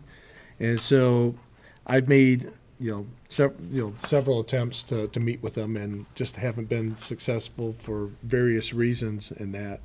So, through correspondence with Melanie Nivelt, who's part of the subcommittee, we both were able to sit down this last Friday and review some preliminary ordinances that the subcommittee had discussed prior but not finalized. There's currently another subcommittee meeting scheduled for this Tuesday, tomorrow night, at the village office. Planning Commission does not have any final recommendations for the ordinance. They are going to continue to meet to have discussions, okay? At this time, I would like to have some thoughts and dialogue on the information that I sent out 2 weeks ago to both the council and the Planning Commission. I handed out everybody a booklet, and I'm assuming that everybody did receive my email from a couple weeks ago that I sent through Liz and Wayne, and I asked Liz to forward to everybody, both the Planning Commission and for the village council members, right? Did everybody receive that? I did. Okay. All right, so basically through all the research that is common and good for the residents, and I have already received positive feedback, I strongly recommend to the council, the following information that I have. And we can go through this, and, you guys can ask questions along the way in that, through the handout. At the beginning, I have worked a little bit with trustee Sleva, and because the fact that I know we had to update some of the ordinances that she covered earlier about the running at large. So that was that top portion. Otherwise, what I have come across through a lot of the research that has been available, a lot of which I also received from trustee Sleva. She did a lot of homework, which I appreciated. Plus, I also did, quite a bit on my own. There's a lot of hours spent on all this. But one of the local ordinances that I'm suggesting that we adapt is from the city of Fenton, okay? And I'll just go down the list. Recommended Ortonville ordinance that allows for keeping chickens, 90.36, as follows. From the Village of Ortonville Codes and Ordinances, 90.36, unlawful to keep animals. A, it shall be unlawful for any person to keep or allowed to be kept within the village any cows, horses, pigs, goats, pigeons, roosters, geese, or any other animal, fowl, or insect, except birds, dogs, cats, or harmless domesticated household pets. Now, this was revised from a draft copy sent by Manager Lyons back in 8/19/2017, okay? B, no animals shall be in any commercial establishment where foodstuff are prepared, sold, or packaged for public consumption, provided, however, that this section shall not be construed so as to prevent the keeping of animals by a business establishment for temporary promotional purposes, provided that the establishment is not in the business of preparing, selling, or packaging foodstuff for public consumption, provided further that the display of animals meets the approval of the health officer. along with this, I've added the codes that came along with the Fenton ordinance. No, It- this is the Ortonville ordinance. Well, yeah, right, but you're right. Well, I was Okay. just saying, moving forward, from section C on down, this is Okay. coming from the Fenton, City of Fenton ordinance, and I'm not gonna read through all the ordinance codes and everything else, but in this pamphlet, in this handout, I have included also all the descriptions of the ordinances based on what the City of Fenton, okay? So thus far, the items A that you had read, and then item B B. that you read under the Village of Ortonville's ordinance under 90.36. Yes. Unlawful to keep animals, that's what's currently in our, Well, no, No. the A was suggested by Manager Lyons, okay? So that would be revised. so this would be an amended to our Right. current. B is, Manager Lyons did not suggest an amendment, any amendments to B, so that is the same or current. So is current. And on A, it was talked about insects. Why is insects on there? You can keep insects. You can keep reptiles, you can keep, I just went. people have crickets to feed their animals. I mean, insects should not be on there. Well, this can always be, revised. I just, Well, that's why this is up for discussion. yeah. I mean, that was what But that's not, Manager I know it's Lyons not part had. of the chicken, but yeah. Well, because he crossed out Right. chickens and ducks, but fowl is, again, chickens and ducks. It's all in the same. I think the insects in this, and I agree with you. I mean, if we're talking about crickets, or you're talking about someone, somebody, I used to catch grasshoppers myself. We're not talking about, I don't think the ordinance refers to insects as those type insects. We're talking about dangerous, or, there are insects out there that are dangerous to the public, right? Could be So- bees, it could be a lot of things. Yeah, so I think that's where the So insect, you're are you saying that? It's going to be against the unlawful to keep bees? No, it is, Yeah, it is depending on where you already. depending on where you live, it might be, if it doesn't meet restrictions that are. When I your asked backyard, about yeah. it, John said, like we were talking about, people raise crickets to feed their animals. You have the whole house full. That's telling you it's unlawful. Whole And house when we full? kind of talked about it, in aquarium, you raise them to feed your animals, what I'm saying, a whole tank full. Okay. And this is saying that's illegal. So it's, it No, doesn't fit. it is currently illegal, because in Manager Lyons' revision of 90.36A, he still kept that in there. He only crossed out chickens and ducks. Right. Like I said, we briefly tossed it. If you are fine with it in there, that's fine. Well, But I mean, you bring we a briefly valid talked point. about Yeah. talked about that because that is our focus is chicken and ducks. But as that was brought up, people have pot-bellied pigs. Are we telling them they can't have pot-bellied pigs in their house? This says pigs. Pigs is outdoor, not pot-belly. That's a whole different ballgame. Is pot-belly defined as So we talked about how we domesticated? discussed it. Yeah, and No. that's where, I think where the domesticated household pets come in, I think that's where a pot-bellied pig would have to be thrown in there. I mean, that's a wide range of household pets there Right. that's not, because you can't possibly describe every Right, single and that's what I'm household saying. pet, So you're right? pigeonholing by listing them so- all. So I think pigs in this case has to do with a farm animal Swine. pig that's unhealthy and not too easy to clean up after in your house, right? So I think that's what they're referring to under this Right. ordinance. But I'm just saying, when we initially talked about it, these were things that were brought up.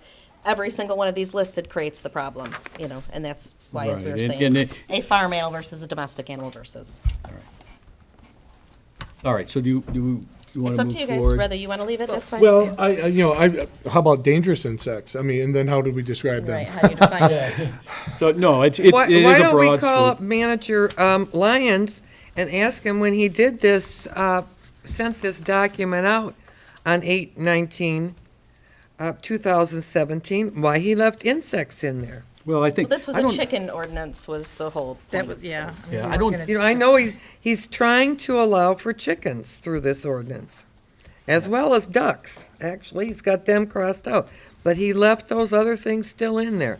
You know, we could just ask him why he did that. I don't think there's an issue right now with insects, and I think we can dissect every word of all of our ordinances to say, you know, we can go into some type of description that says, ooh, what are we doing here, you know? So in this case, we have to look at it as a broad sense. And the broad sense is, you know, come on, we're not having issues with insects, and we're not saying people can't have them to feed their whatever, or have them as pets. But in this case, if they become a nuisance, or an insect becomes an infestation, then you know it's on the books, and we got to take care of it, right? So I think that's the meaning for and why insects were left in there. And again, it's subject to interpretation. Right. Okay, moving along, item C, any person residing in a detached, single-family structure in a family residential district in the village of Ortonville may keep hen chickens in compliance with the following standards. 1, a maximum of 4 chickens are permitted for personal use and not for any business or commercial use. The city of Fenton codes and ordinances allow only 3, okay? So we bumped it up from 3 to 4 for our, Right. for our Well, I recommend. know, I did receive, you know, some feedback saying that I know a lot of people said that they wanted to keep it at 3 and that. And I know in some cases that some of the people I've also talked to, they wanted to bump it up to 6 and 10 and all that. So I was trying to find a happy medium, you know, and think of everybody in this, so. Okay. Of course, this isn't written in stone, so. Right. All right. Number 2, roosters are prohibited. I think everybody agrees on that. Number 3, slaughtering is prohibited. Number 4, chickens shall be provided and remain within, at all times, a fully enclosed coop and fenced enclosure with a maximum of 300 square feet for both meeting the standards of section 36-2.09, fences and walls of this code. Again, this is a Fenton code right So, here. and if I remember. Insert ours. That section 36-2 is a building code on how do you properly build a fence, how you properly build a building. So if things were to move forward, this would have to be referenced into a Ortonville Ordinance, building right. code as in regards to structures and how to build them. So so in this It'd be case. Michigan code, so it'd be probably the same, because. Yeah, that's what I'm It's a thinking. Michigan code, so Okay. it would be the Similar. same. Okay. That's what I'm thinking. It's A probably the building code is a same. building code, not by municipality. It's based on the Michigan code, so. Okay. Okay, and then item 5, the following coop requirements must be met. A, minimum size of 4 square feet per chicken. B, must be fully enclosed except for the opening leading to additional fenced area, if included, and constructed as to prevent rats, mice, and other rodents or vermin from being harbored underneath or within the walls of the structure or enclosure. C, must be clean, dry, odor-free, and kept in a neat and sanitary condition and in compliance with all village ordinances. D, the coop may not be located within any side or front yard and may not be closer than 100 feet from any dwelling on a neighboring property or 10 feet from the property line. The current city of Fenton codes and ordinances says 25 feet. So we've increased it from 25 to 100, but there's also several other communities that they range from 125 to 500 feet, you know, and it's just some of the feedback that I received. It was suggested 100 feet. Okay. I just want to say at this point, I submitted this to the planning commission, and I only met with, like I said, Melanie Nivelt one time and all that. Didn't really get to discuss this much, but this is just what I'm suggesting, you know, to council and that. So your feedback, how long, so you submitted this to the planning commission. Did Melanie comment to this recommendation or this at all? We mostly focused on what the planning commission was suggesting, and I was asked, because it's still in works, I was asked to, you know, just keep it to myself for now until they got something more concrete, okay? So, you know, I'm trying to get things moving along. Sure. This is another one of those situations where we're just dragging things out, you know, over and over. And for what it's worth, we do have an ordinance that's only 35 years old, says no chickens, and I'm trying to also at the same time get things moving to where we're at least making some of the people here more legal. Okay. But anyway, the structure is subject to standards of section 36-2.01 accessory buildings, structures and uses of this code except setbacks and maximum size, which shall meet those identified above. Number 6, a sketch plan must be submitted which indicates the location of the coop along with any associated fencing, all dimensions, and the setbacks from the property lines. 7, a permit must be obtained annually from the village to ensure continued compliance with the above standards. A permit is valid for only 1 year and creates no vested right to continue the use or coop. Upon expiration of a permit that is then not renewed upon rescission, amendment, or revocation of the terms of the subsection C of this section, such that the keeping, well, there's this, it gets wordy, but this, like I said, it came from the. Go ahead. Let me keep going. Permitted in any such activity authorized by this section shall no longer be permitted. Failure to remain in compliance with these standards may result in the withdrawal of said permit. B, the permit shall contain enough blank spaces to reprint the name or names and addresses of all adjacent neighbors who are owners of a dwelling, as well as a blank space underneath each adjacent neighbor's printed name and address for the adjacent neighbor's written signature, which indicates that they are in agreement that this permit shall be issued.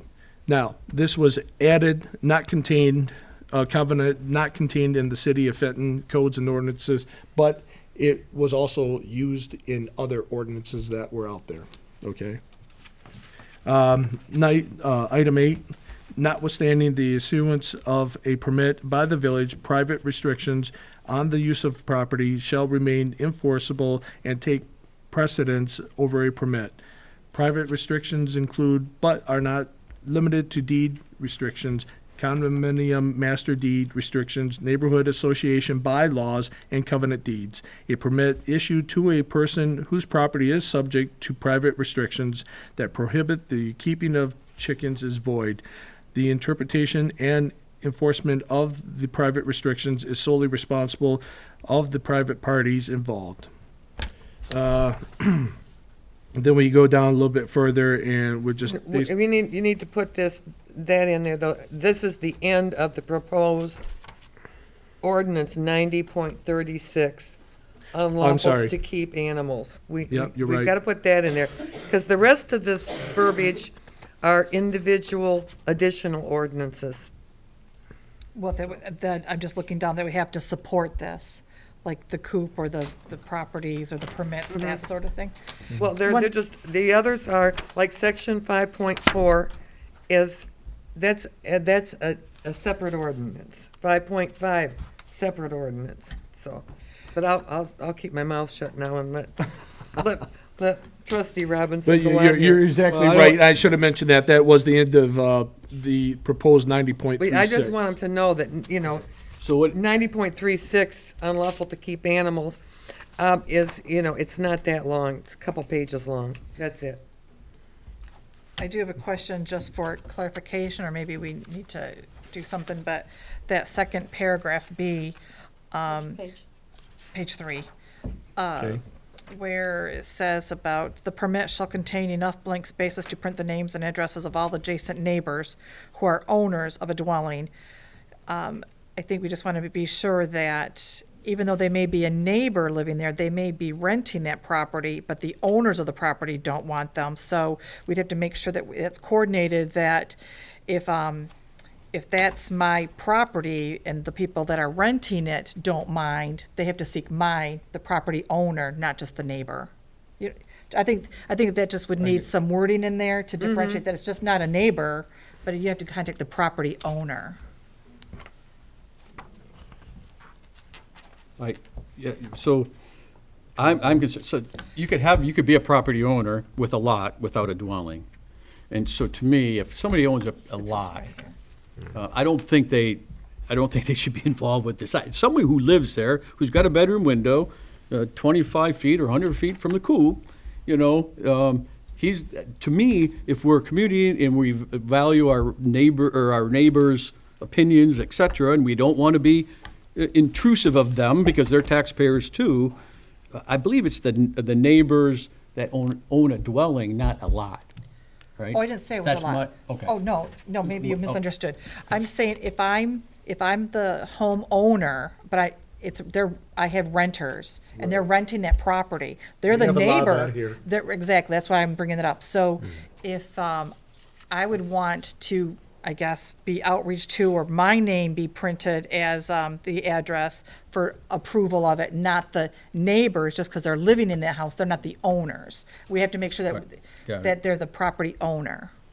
They could vacate it at any time. And then neighbors come and go. I mean, so it's like, then you may have to, during that permit period of that 1 year, you might have had 3 people in that same house, and the next tenants don't want it. So we would just have to, I think, bring that into play a little bit, but just something. Why would we food for seek thought. approval from a neighbor to have chickens when we don't seek approval from our neighbors to have anything else in any other ordinance? If you want to put a shut up on your property, you can put a shut up. You do not seek approval from your neighbors. If you want to get 3 dogs, you can. You don't seek approval. This is so micromanaging our neighbors and our community. If you follow the ordinances on smell and on sound and on, where you're placing your coop, you've done your job. I don't care where you put your doghouse in your backyard, as long as it meets those requirements. We have got to bring this back down and simplify. Instead of micromanaging, an ordinance is supposed to be loose, and an ordinance is supposed to be open. And like I said, the amount of time we're doing this, this is crazy. We have 7 families that have chickens. 8. And you look in 7 families that received a letter, and you look in here, and John crosses out 4 words, sends it to the lawyer, we pay a tiny bit of money, and it's done. A chicken should be treated no different than any other animal, and if you meet these requirements, you've crossed you're done. And like I said, I'm not pointing at you, but I'm saying, Planning Commission's working really hard because we're forcing them to. Not to say that what John says is right, but it's one and done, and it's over. So, You just fix it loosely. If I could just say, the problem that I see, and I'm just coming in new, of course, but this ordinance that says no chickens was created 35 years ago, not that long ago. A lot of us were here during that time. I moved in shortly afterwards, but I got to ask myself, why was that ordinance created that many years, to say absolutely no chickens, okay? I'm trying to say, let's bring it in, but we have anywheres, and I've sat in meetings out here myself, and the number 19 was even brought up. So we have anywheres from 8 to 19 families here in the village that have illegal chickens, that have not followed any of the rules or anything like that. So is it easier to ask for forgiveness? I just have a problem with that. Well, up until 2 years ago, it was not wrong. When the state changed the rules, it then changed. That was where the concern started with, this has been a conversation for 2 years. But until a family had a problem, that's when it was drawn to us to finally have to do something. But the right to farm coveted that, and it was fine until the state changed their wording. And then this has become an issue. So that's, What the exactly problem did is. change 2 years ago then? Well, see, now it's back in the Senate now again, to where the state's taking it back. There's been so many problems that so many people have come to the state, they're taking it back off, and if you read the new ordinance, the new. House bill? Yes, thank you, the new bill, it says specifically that you cannot micromanage at that level, it will be taken back to the state level. So I'm saying that we should wait, I know we can't wait, but all this time and effort we're putting into it, if we just let them do their job, we are not doing their job, again. And like I said, it's, Well, yes, it came my down to personal animals opinion. at large. The chickens were running Right. around. So if They were everybody running keeps their around. animals in your yard, That's, it's over. But, But but like I said, the time and the money spent on that, nobody checks permits on your doghouse. Nobody checks your rabbit hutch. Chicken owners are being singled out, which is crazy because one family had an issue with their neighbor. You know what I mean? It should be simplified. But Overall. ordinances are there to protect all residents, not just the 8 residents that have chickens. Ordinances are there to protect the residents from a neighbor having a 40 by 60 lot and I want a 30 by 40 barn. there's building restrictions, they're enforceable. So ordinances should not be loosely written. They should be written such that if there are issues, it's not like we're going to micromanage. To me, we don't micromanage ordinances. How many times do we go micromanage We don't. Ordinances are there if a resident raises their hand and say, I got a problem, something's going on here, it's not right. Let's open our ordinance, what's enforceable on whatever that concern may be, and then we move forward. It's no different than with chickens. So chickens, are we going to look at everybody's backyard every time there's a chicken out there? To me, no. Yes, that's what it says. No, You'll be no. permitted, and I'm going to check your animals, whether they're clean or safe. You don't check any of my other animals. You know, to say permit to check the structure and the location of a structure once when you build it, that's possible. But But then, not I get a over the- yearly permit to make sure I can have a dog, a cat, a rabbit, a snake. Nobody monitors animals. That's not our job. But You know, most, and have to pay. Why would you pay to have your animal? Because it's different than another one? most of the existing ordinances, though, do require permits. You know, Some do. and the permit is a way to check to see if the person's in compliance with the ordinance. Well, so you I haven't I seen mean, this really any isn't doing, we're not community out there. asking anything I haven't really different. seen any community that does not have some sort of chicken ordinance, Hadley. and some of them, Hadley. Hadley, They don't care. They take it case by case only if there's a problem. And Well, they don't have problems. several of the communities that I've looked at, and also the investigations that, Trustee Sleva has done, I mean, several communities have some sort of chicken ordinance, Right. And it's, I guess, there Yeah, for a actually- reason, so. Actually, there's more than several. There's a lot. There's dozens. So I think we have to start with something that has been. Urban farming is becoming very popular. I'm sorry. Yeah, no, you're good. But the Fenton ordinance, I really like because it's been addressed. A lot of these things have been addressed. And I think I heard from somebody, I can't remember who, that it could have been from somebody talking to the clerk, that they don't have any issues with the neighbors or anything else, but they also have these things in place. So if you have the necessary things in place, it shouldn't allow somebody just to run rampant and just be out of control and let their chickens out because they think their chickens should be out. And that, we're just bringing it back to center here. What do you know? think is reasonable then, For, for any type of, for the chickens? I mean, what do you, when you look at this, what do you think is reasonable? well, like I Yeah. said, I mean, obviously I have a vested interest in it. It is very unfair to charge a fee. No animal gets charged. Why should I be charged? Don't we do that with You know, dog licensing and stuff? No, that's No? to make sure they have their rabies shot. That's the only reason why they're charged, is to make sure that they're meeting that. I guess to say, what is it, I don't know, $30, $35? You want to charge me $5 a year? That's totally different. Something along that lines. You have the 4 chickens. I had 10 chickens killed last year by dogs. I can't have 4 chickens. It would take me 6 months to get eggs again. I couldn't even feed my family. You can't have 4 chickens. You have babies, and then you have ones not laying, and you only lay for 3 years. So you have to get babies to replace those that aren't laying. So, within that, and if you ask the people who have chickens, nobody has 4 chickens. How were those chickens killed? Dogs. I have it on videotape. They went into the A set pen? of They 3, went a into set the of 4, and a cage? set of 10. Tore right through. Yeah, I was talking about that before. But, so, I mean, they tore right through 3 layers of mesh, of chicken fence. But, so, things like that. Like, if you don't understand it, it's hard to explain. It's not people who want to hoard. It's you have to have a rotation. It takes, 6 months to get a layer. It only lays for 3 years, so then you have one that doesn't lay. So should I get rid of that and not get to keep my pet anymore because I can only have 4? I want to keep her till she passes away, but she can't lay anymore. So now I need another one because I need eggs. So there's a reasonable amount. I'm not saying everybody needs 500, like you're saying 30 or whatever was put out there. But it's a process. Like, you can only have 3 dogs, but if my dog has puppies, I have 13 dogs in my house. But that's okay for a time being. You know what I mean? Because you're through that rotation. So, like, there's parts of it that are a little more flexible that kind of need to be at times, not all the time. So that's what's so hard, with these cut and dry. Well, and again, we're talking about an ordinance that I don't think we can try to interpret an ordinance word by word that, Right. okay, are we gonna go At and say, this hey, you point. got some chicks, and no, I mean, Right. no, are we gonna, and, But I and don't my want to be point- wrong and say, oh, now I have new chicks, so now Yeah. what? I'm not at that number, or, I you know, get it. that's hard. I understand Well, that. one of those chicks might be a rooster, and you have to get it rid of anyway. Right.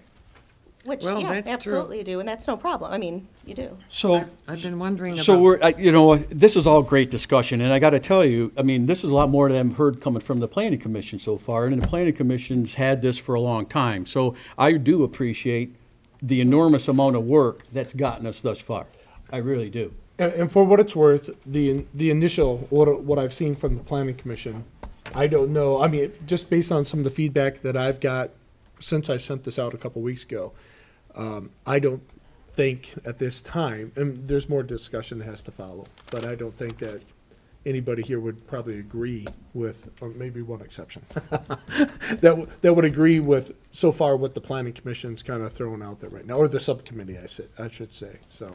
Yeah, and it- I'm just concerned that as we continue, I'm a get it done kind of person, and I'm just trying to, and I was challenged with this, so I just dove in, and I'm just trying to get things going, get the motion going of some sorts. I mean, it's just been dragging on for too long, and So- I get people coming up to me, because like I said, I walk this neighborhood, and the signs, can we please take down the signs? Because every time I get stopped, hey, what's up with that sign, Yeah, I want to walk.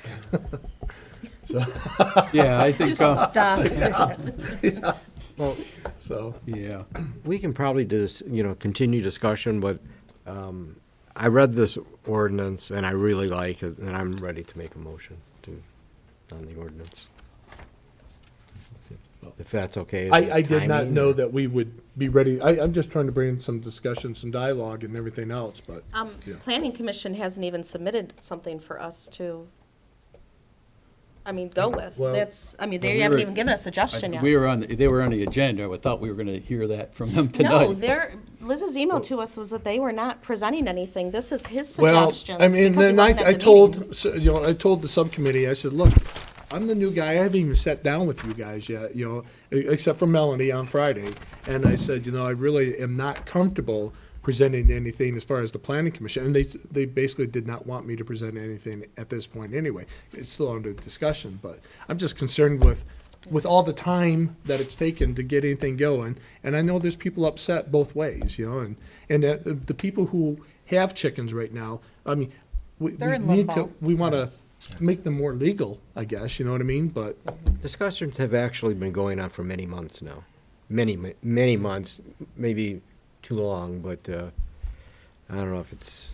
It's way too long. I This- see a simple both ends complaint of the that- spectrum, and I don't know if we will ever come to any kind of, I Yeah. I gotta tell you, Well, for the something. most part, the ordinance that trustee Robinson read is really, it's just the chicken owner taking responsibility, and most of those really make clear sense. It protects everyone from the actual backyard chicken owner to the residents around them. But, so, for the most part, it does make sense. So, I know that there have been several attempts for the council to have a workshop with council and the planning commission, so there's an alignment. So then when the first writing comes to council, there's an agreement. There isn't something that, oh, we don't like, so we just go back and forth and it goes on for months. So what's wrong with the workshop that brings the council and the I think that's planning great. commission How together do with we- those? How So do we do that? it was Dan brought it up a couple months ago I've asked, to know. And here we are today talking about a chicken ordinance that the planning commission hasn't, they're not even here to even talk It'd about be a where lot they're easier at today. to have So then it gives brainstorming us how between the long, two. I get the frustration about, okay, how long do we wait? This is really doable. It's not horrible. It certainly would have to do legal, you'd have to have legal approval to it. But we would cut out, by having that workshop, we would cut out all of that back and forth, and your meeting, our meeting the next month, your meeting the next month, it's like these months, we meet once a month, they meet once a month, it's belaboring this issue, and it's like, we should, we have a document that we could work from, and, tweak, based on everybody's input, and be done with this. But I don't know why it never happened, why. Well, for they planning suggested commission, a we subcommittee. requested it the end of December. it was a holiday and they just met, so Well, they planning were going commission to hasn't meet, done anything. they were I mean, going to meet between The Christmas holidays, and New Year's. But and that's then what we I'm would've- saying. Going to meet, yes, Within a but- month, we asked them and then expected it back within a month. Well, no, I mean, I hear you, but the. And I was available. I was off of work for 2 weeks for vacation Is and the- everything else, the- and I was available, and we kept trying to meet, but then there was issues, and Liz can testify to this, where if we have 4, because I am now a liaison with the planning commission, we have to call out an official meeting, but if we had 3 people, then it's not a quorum, and so we can do that. I mean, so though that was part of the issue.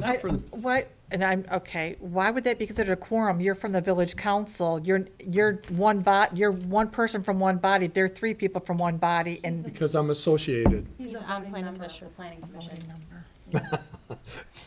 And we all got a little education along the Well, way, but, you know.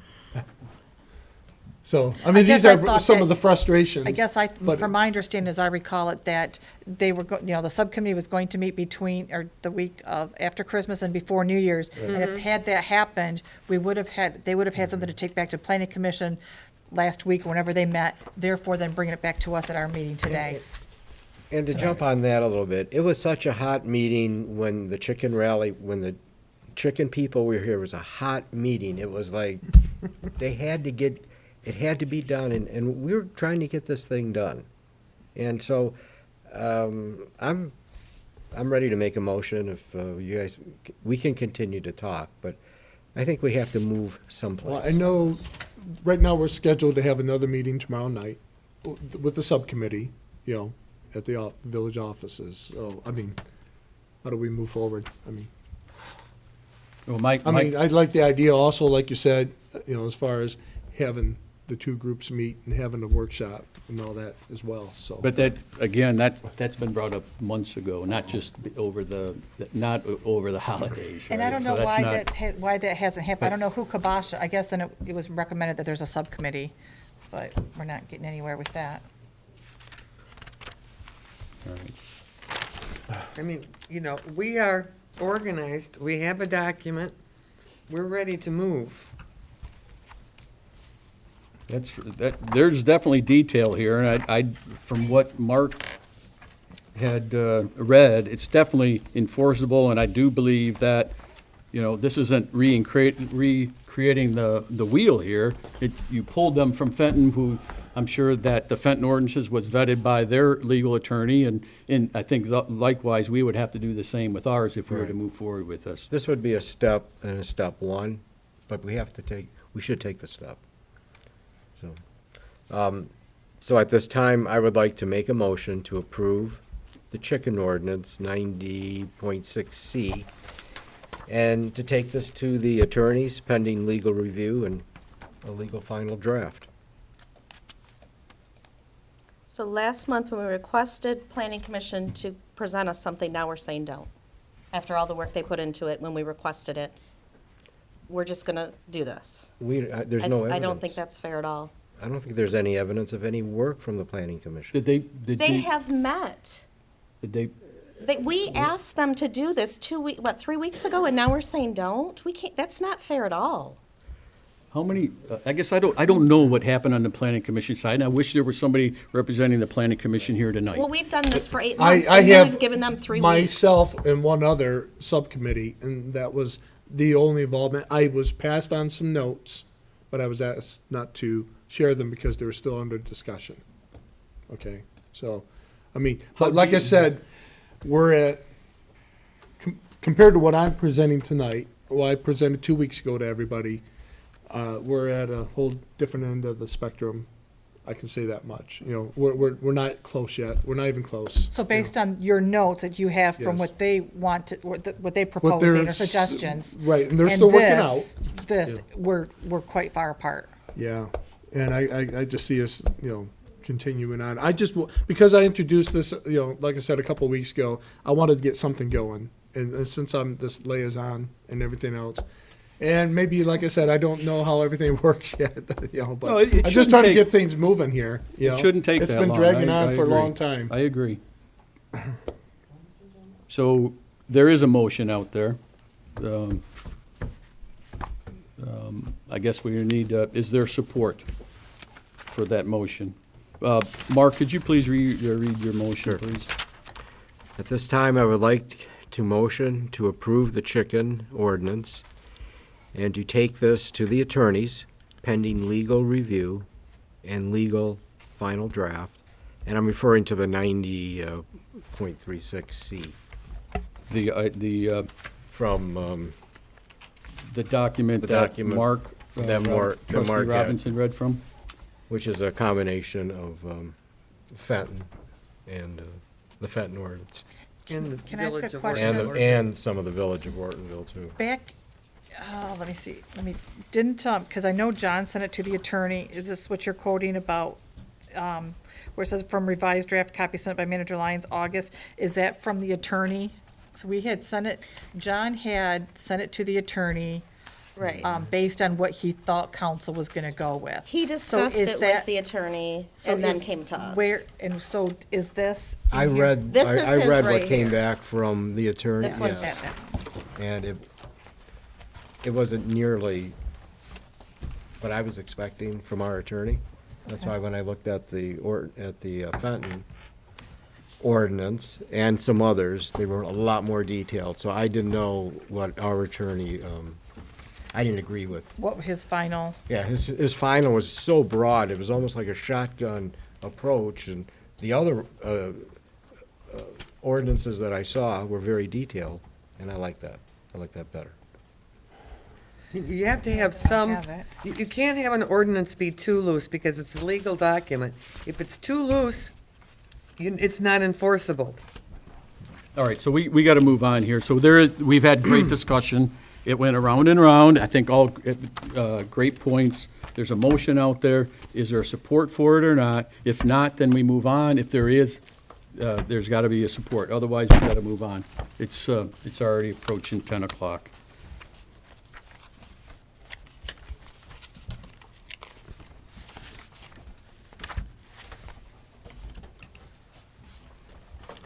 Okay. So there is no support on No trustee. support on my motion. I would like to, but at the same time, I'm kind of caught in the middle. You know, I mean, I did not know, I just wanted to bring this out there and everything.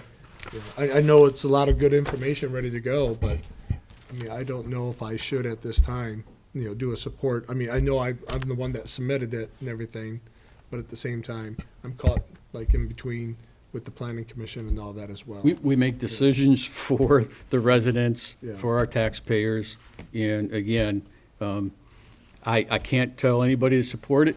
I'm not gonna support it right now, in the position, I think it all makes sense. I think it's darn close. I think it's darn close to an ordinance. It's not etched in stone, right? It still has to go between, you know, before the legal and everything else, right? I mean, so it's And still then come back subject for to 2 change. readings. And Yeah. come back again? Well, I'll do a support then.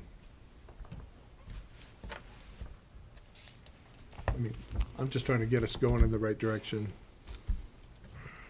All right. We have a motion by trustee Butsu, supported by trustee Robinson.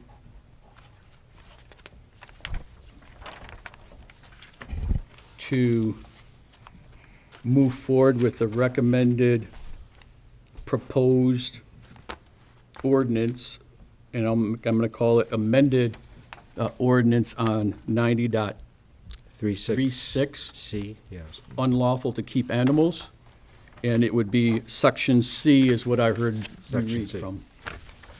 Right? Yes. Where I, Well, I actually, don't- it should be A, B, and C. well, okay, Yeah. I agree. So we would be approving A, B, and C. Both under A, the, B, and C? Okay. Yeah. Could you please read, before we move on, Liz, could you please reread that?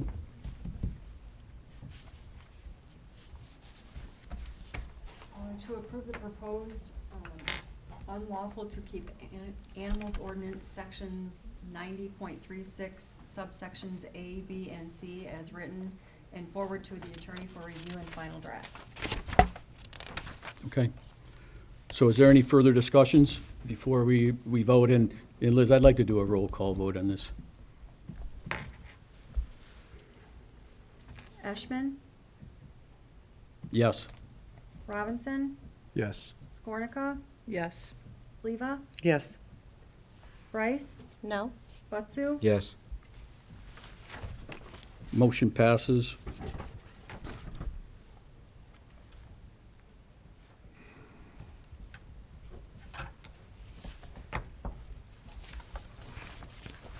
Next item on the old business, and this is, I believe, one of the last things we got to take care of. This has to do with the village newly assigned designation of the Ortonville Wildlife Preservation Park. And this happened, back in April 24th. The council voted to designate property ID 03-18-226-002. And that designation for that property was to make that property the Village of Ortonville Wildlife Preservation Park. This means not to be used for any off-road vehicles, motorized bikes, or develop bike or footpath trails, hunting, or any other use other than to preserve, support, and protect the habitat and wildlife of this property.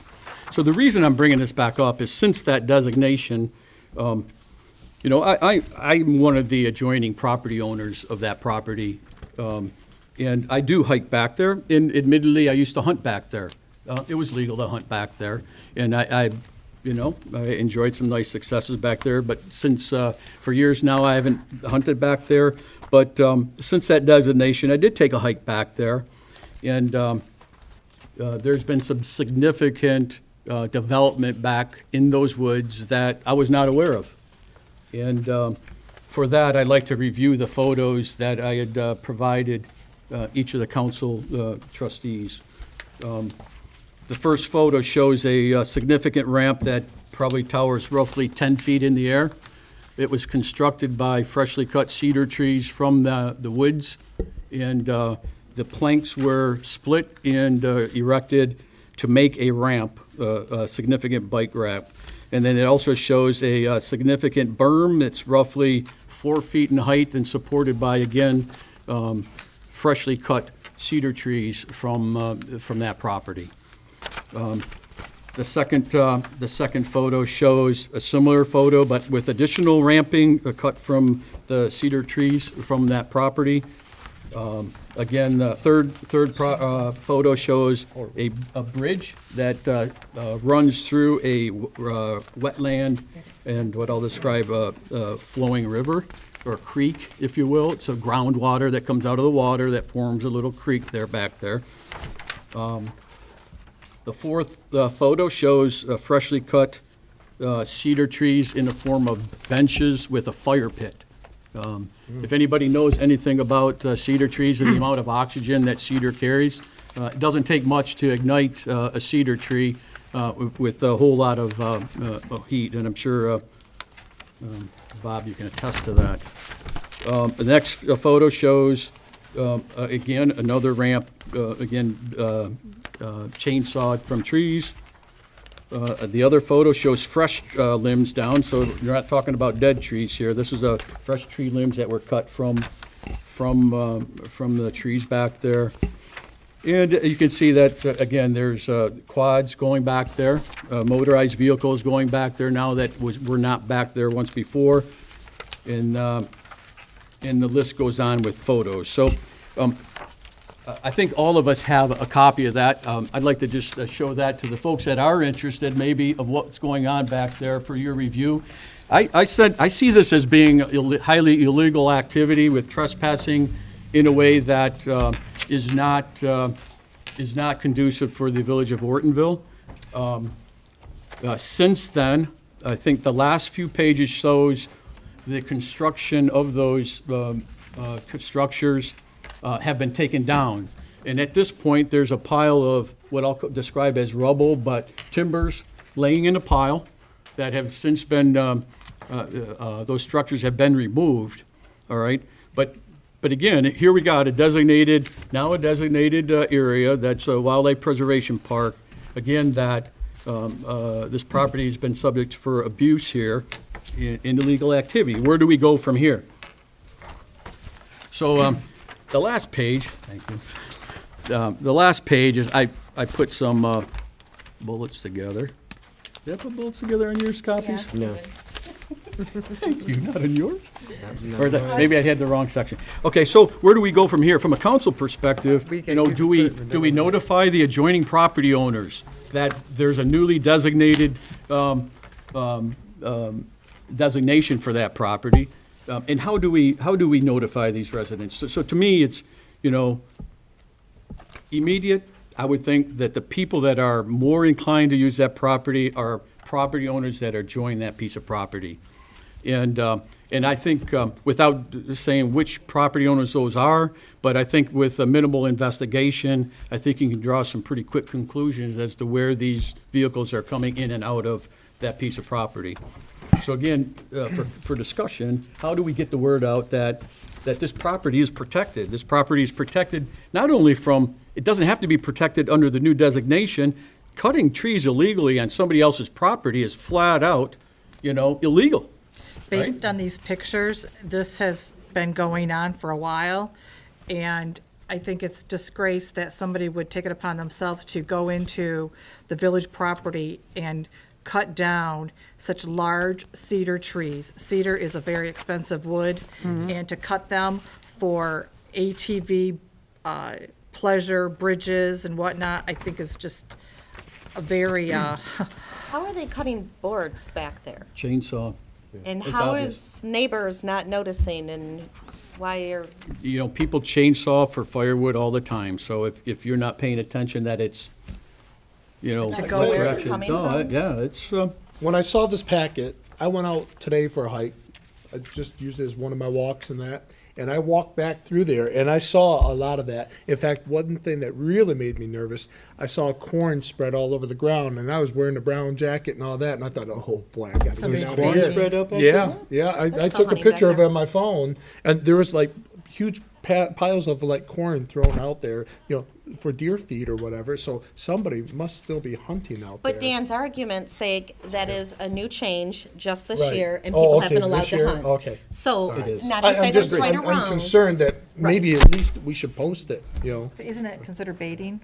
You can throw you corn can out? bait, certain and there's, times there's, you le- can there's bait. limits to. And I knew there was something I else. was How just long it's nervous been about there. being out there Oh, with all yeah, the right. corn and I'm wearing I brown, you know. You're not expecting to wear your hunter orange. I was just Sure, gonna say Ron's input would if be you- great. If you don't mind. He was. I completely agree with you.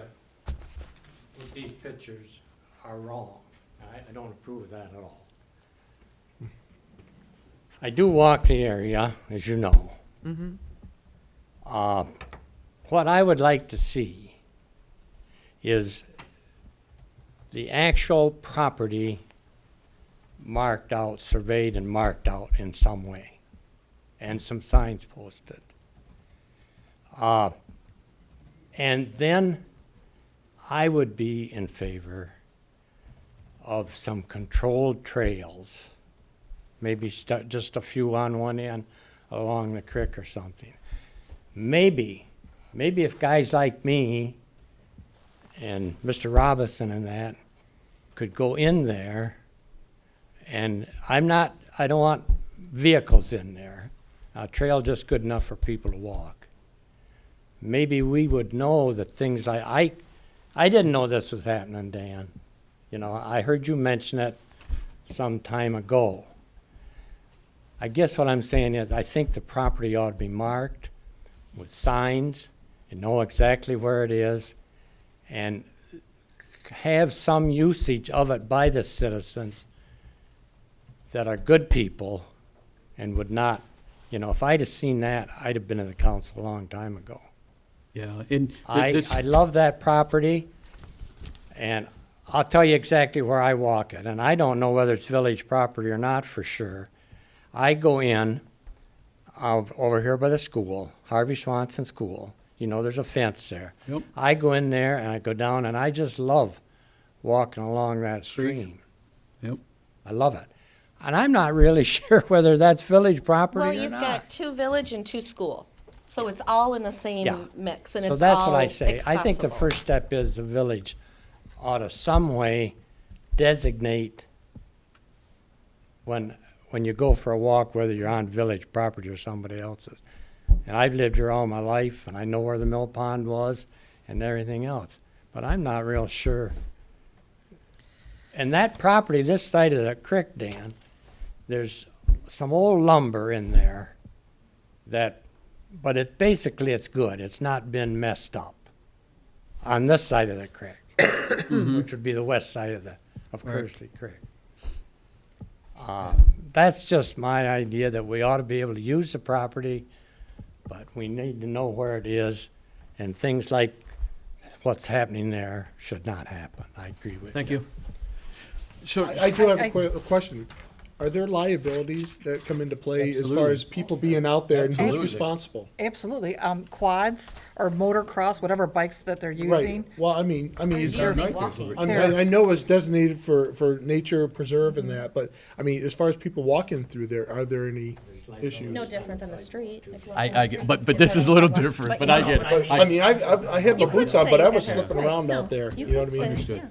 Yeah, I think, They've been busy, that's for sure. so really, so the photos were there to really, no kidding, get a good eye opener as to what's going on back there, what's been going on back there. And really, it was for discussion for council to say, okay, what do we want to do moving forward? And my thought is, okay, first of all, we need to get the message out. I think the citizen did report out the new designation, but I don't think really, not all residents read. A lot of them read the citizen, but they don't read them to a point where, no offense, to a fence where it should apply to them or not. So I do believe the first step, and this is my recommendation, is that we draft a memo to all adjoining property owners first, all right? Those memos need to go to them immediately stating that it's unlawful to do the motorized vehicles on village property, the designation of the Wildlife Preservation Park. I think that we need to do that as start, because I don't think people from other side of the village are bringing their quads over and running. That's not happening. It's coming right out of our residents' backyards going into the property. Second to that, I did post a picture of a brown state park type sign that is neat. It is, what I'll say, rustic to a point where it does show a little more trail. You know what state park signs look like. Some to that point, I believe that we should start developing a sign that states the designation. I think the sign should be posted in a situation where it does border, first of all, I would say, residents. There are, I mean, certainly the school board is a property on the other side, as Resident Sutton had stated. But I think to get the word out, to get the message out to all residents, we need to have some type of signage as well outside the memo. So since this was discovered and it was, adopted in April, nothing's been done, right? It's been dismantled, right? Our DPW? Correct. A resident dismantled this? Correct. So I guess it's like, I agree. I think there should be signage to recognize it as the the Wildlife Preservation Park.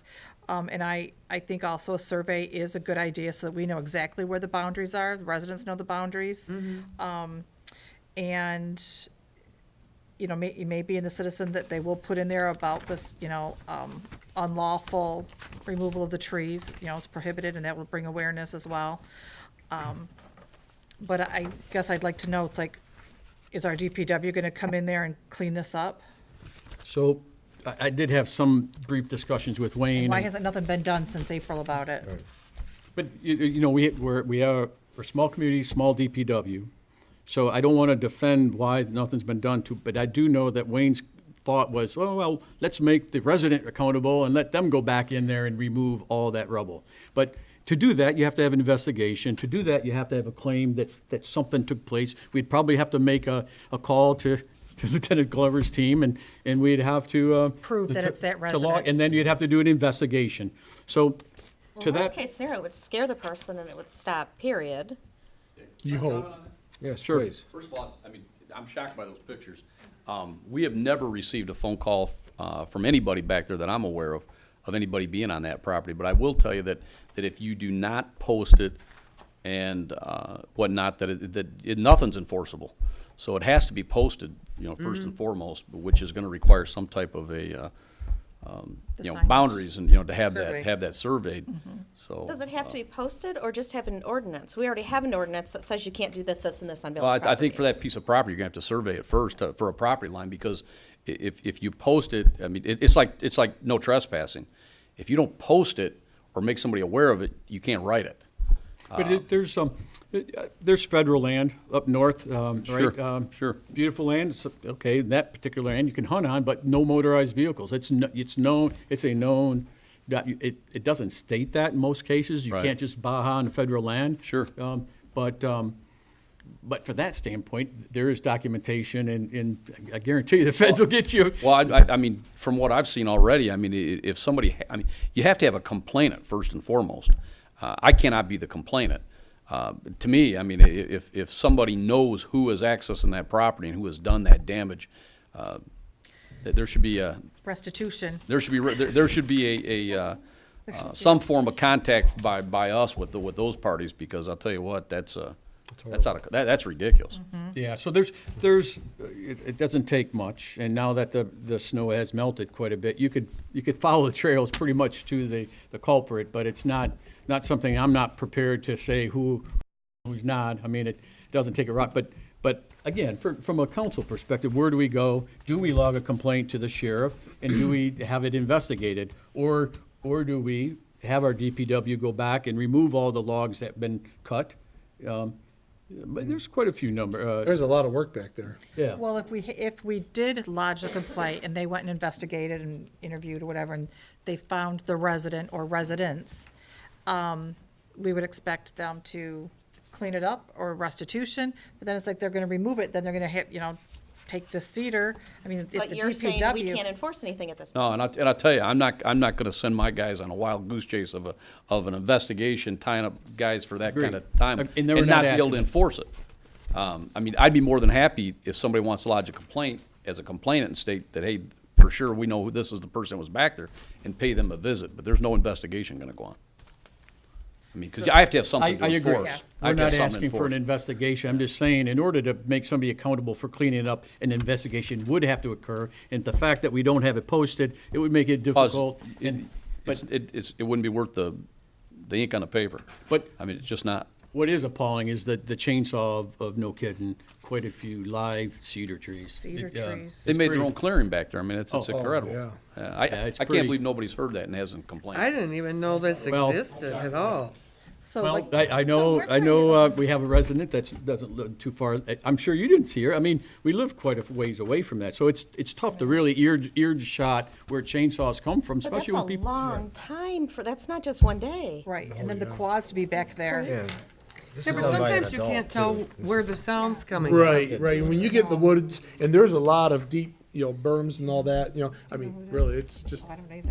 So, you would never know. so where would, again, I wanted to come up with at least some direction as to where do we go from here. So I'm proposing a memo to the adjoining property owners first, with village letterhead stating the designation in the, what is prohibited.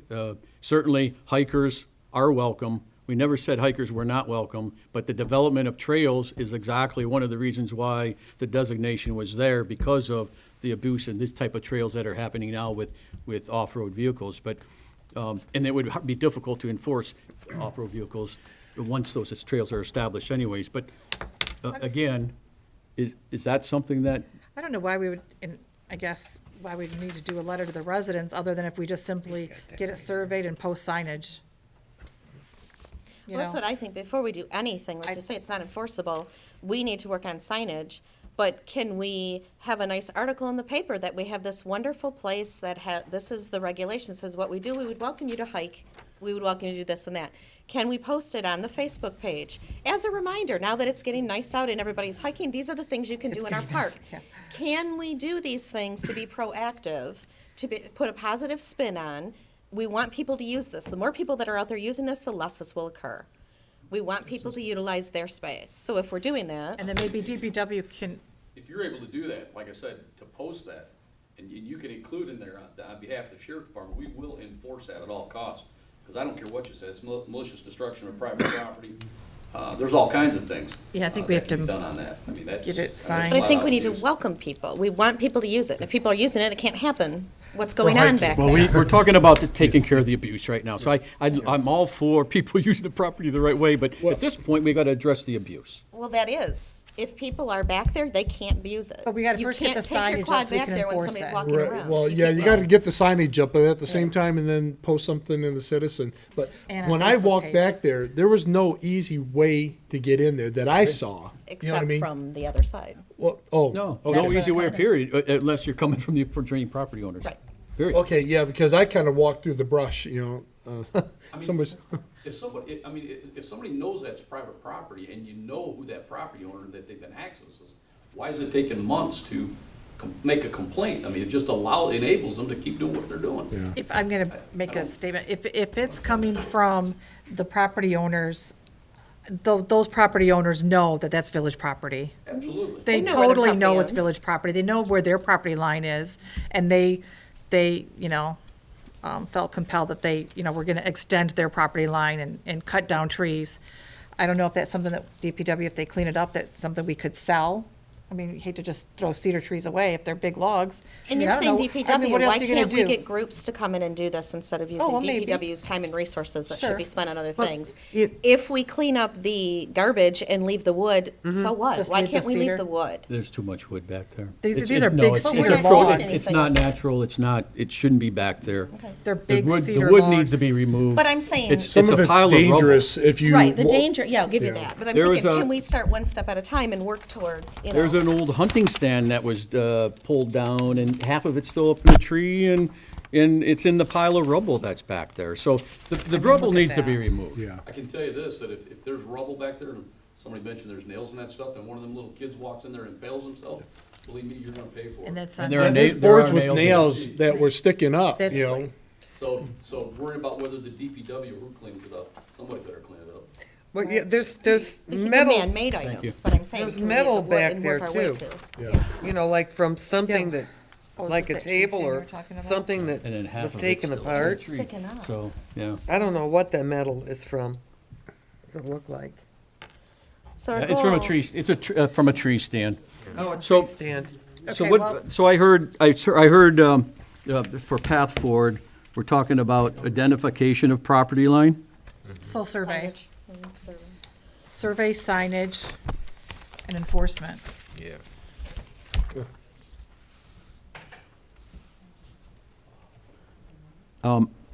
I still believe that memos to the adjoining property owners is an important message. By the time we do a property survey, and by the time we get the signage that we need, it doesn't stop them, or it doesn't tell those residents that are abusing the property that we have our eye on them. And to me, On a temporary basis, could we post a no trespassing just for, one, enforcement, two, until we get the signage ordered, until the in the residents areas get where the, we suspect they're entering and just as a temporary no trespassing, it makes it enforceable, puts them on notice that they're not allowed in there till we get it cleaned up. Nobody's allowed in there. It's we're protecting the village Where do from you a put safety. the signs up, you know, for the no trespassing? Because we don't even know where somebody's property line ends and where the, you know. we have a good idea, though. But I mean- I know where the I'm property just line thinking is, we but would be able I to- don't know exactly. So how much are they over? How much are they, I mean, it's, But as long as when you're coming in and you see it,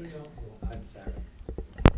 Do you know, I don't. You'd have to look at site maps of the school property and this piece of property here, because they adjoin. So I don't know that.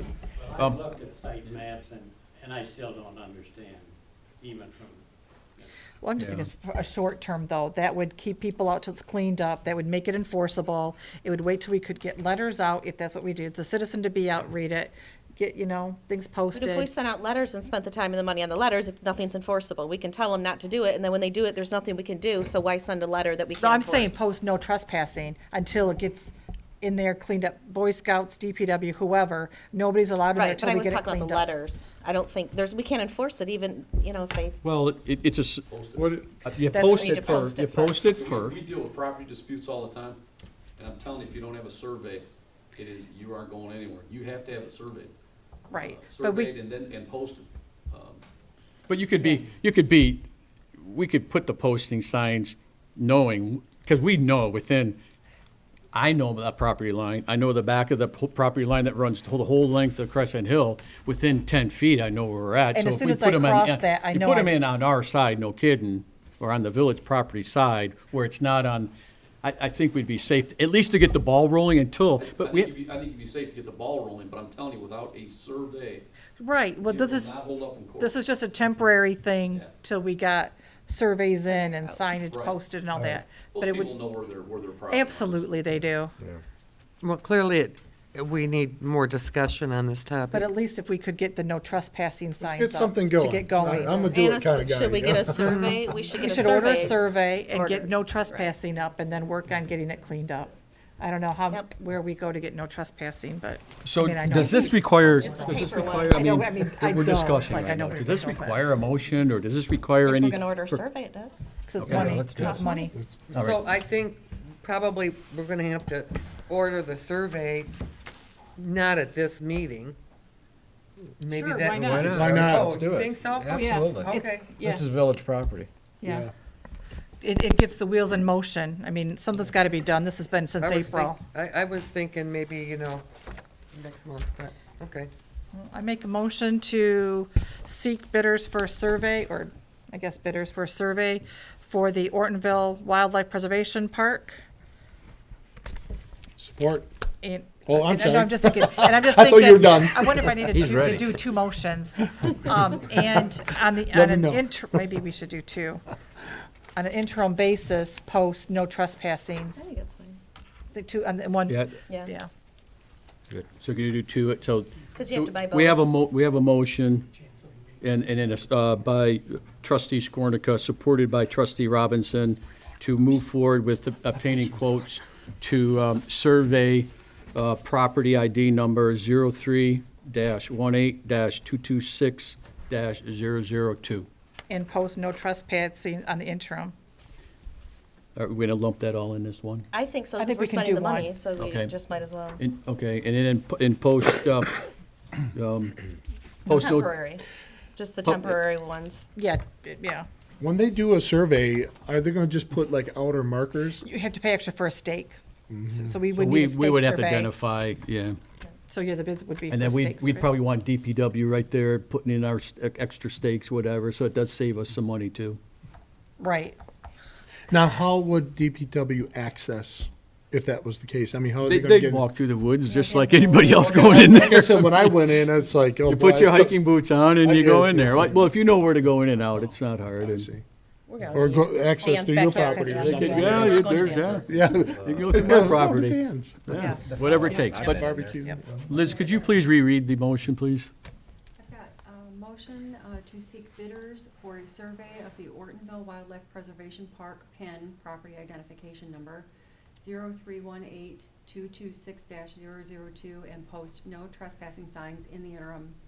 I didn't know if you wanted me to include Should it be until that temporary? specific area is cleaned or just leave it as is. I think we just leave it as is. So I think it's kind of understood that it's no trespassing and then it's an. Okay, so we have a motion by trustee Skornica. It's been supported by trustee Robinson. Is there any further discussions? Could we have a We'll roll get call those vote, ordered right away, please, Liz. Liz? Robinson, Yes. Skornica, Yes. Leva, Yes. Bryce, Yes? Butsu, Yes. Eshman. Yes. I have mine. All right, moving on to the agenda, we have item number 14, items for discussion.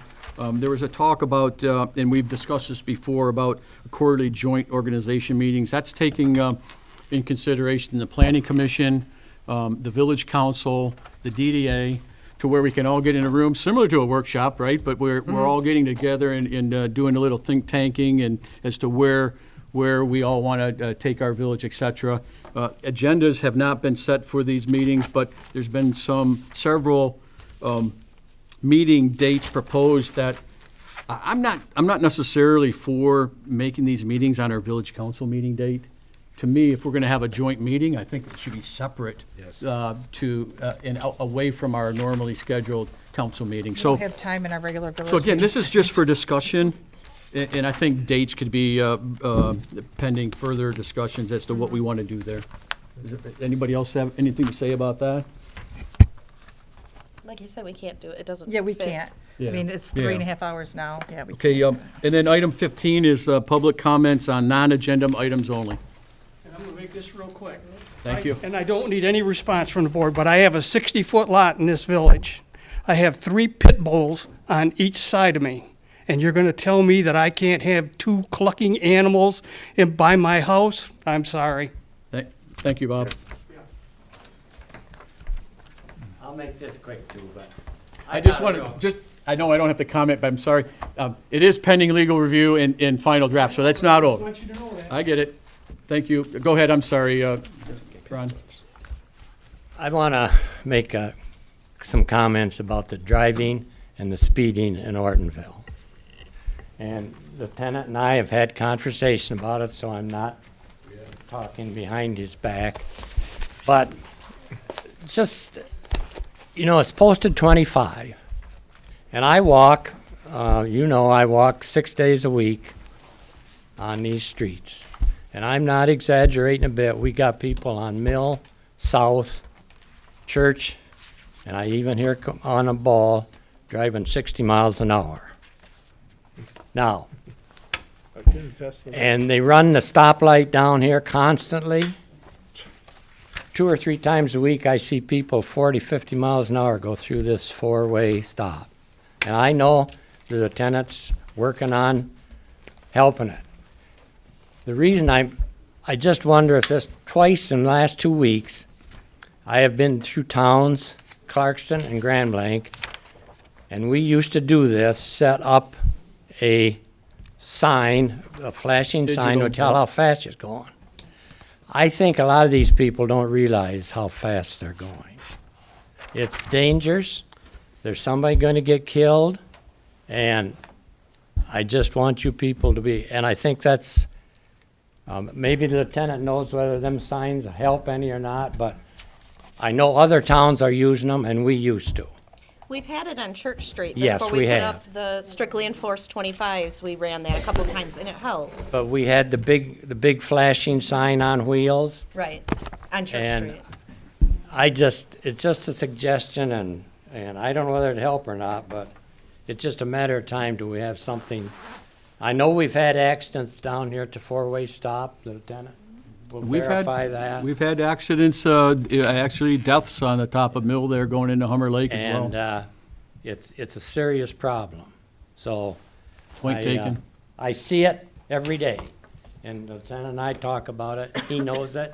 He's working on it, but if we can do anything to help him, I think we should. All right? 2 quick comments. One is, you're talking about loose ordinances. And I can tell you that loose ordinances, because we often enforce them, make for and allows for everyone's interpretation of what that ordinance is. And it's, when it comes to, in my business, I don't have the luxury of interpreting what I think the law is or what an ordinance is. And if you leave it loose and not have specifics, it'll cause you all kinds of problems. And I will venture to say, and I've worked at, been doing this for 30 years in other communities I've worked at, more recently Rochester Hills, their ordinances are very specific.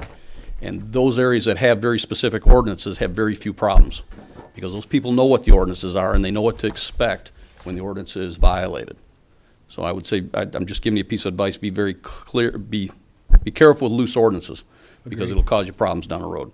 And the other thing is with that property out there, me and Bob were talking about it. Once you post that, it probably wouldn't be a bad idea to put a couple deer cams or trail cams on that property so that you can actually get pictures of who's on that property. It makes it a lot easier to I've enforce got a it. couple. Oh, you got two? I got two. Makes it easier, it makes it easier to enforce it. We're getting that more and more with trespassers. So if somebody's bringing us a picture, I can go to that residence and say, I agree. sure looks If you- like it. If you think you suspect something going on, then post, Absolutely. putting one out Yep. there, yeah, you'll get them. Exactly. Yeah, this is a good Thank idea. you. Okay. Thank you. Okay, so we have one other Don't item put that in the today, and I have not heard a motion for it. Adjournment? Adjourn. So I've got one motion to adjourn from trustee Skornica, And second. second by Butsu. All in favor? Aye.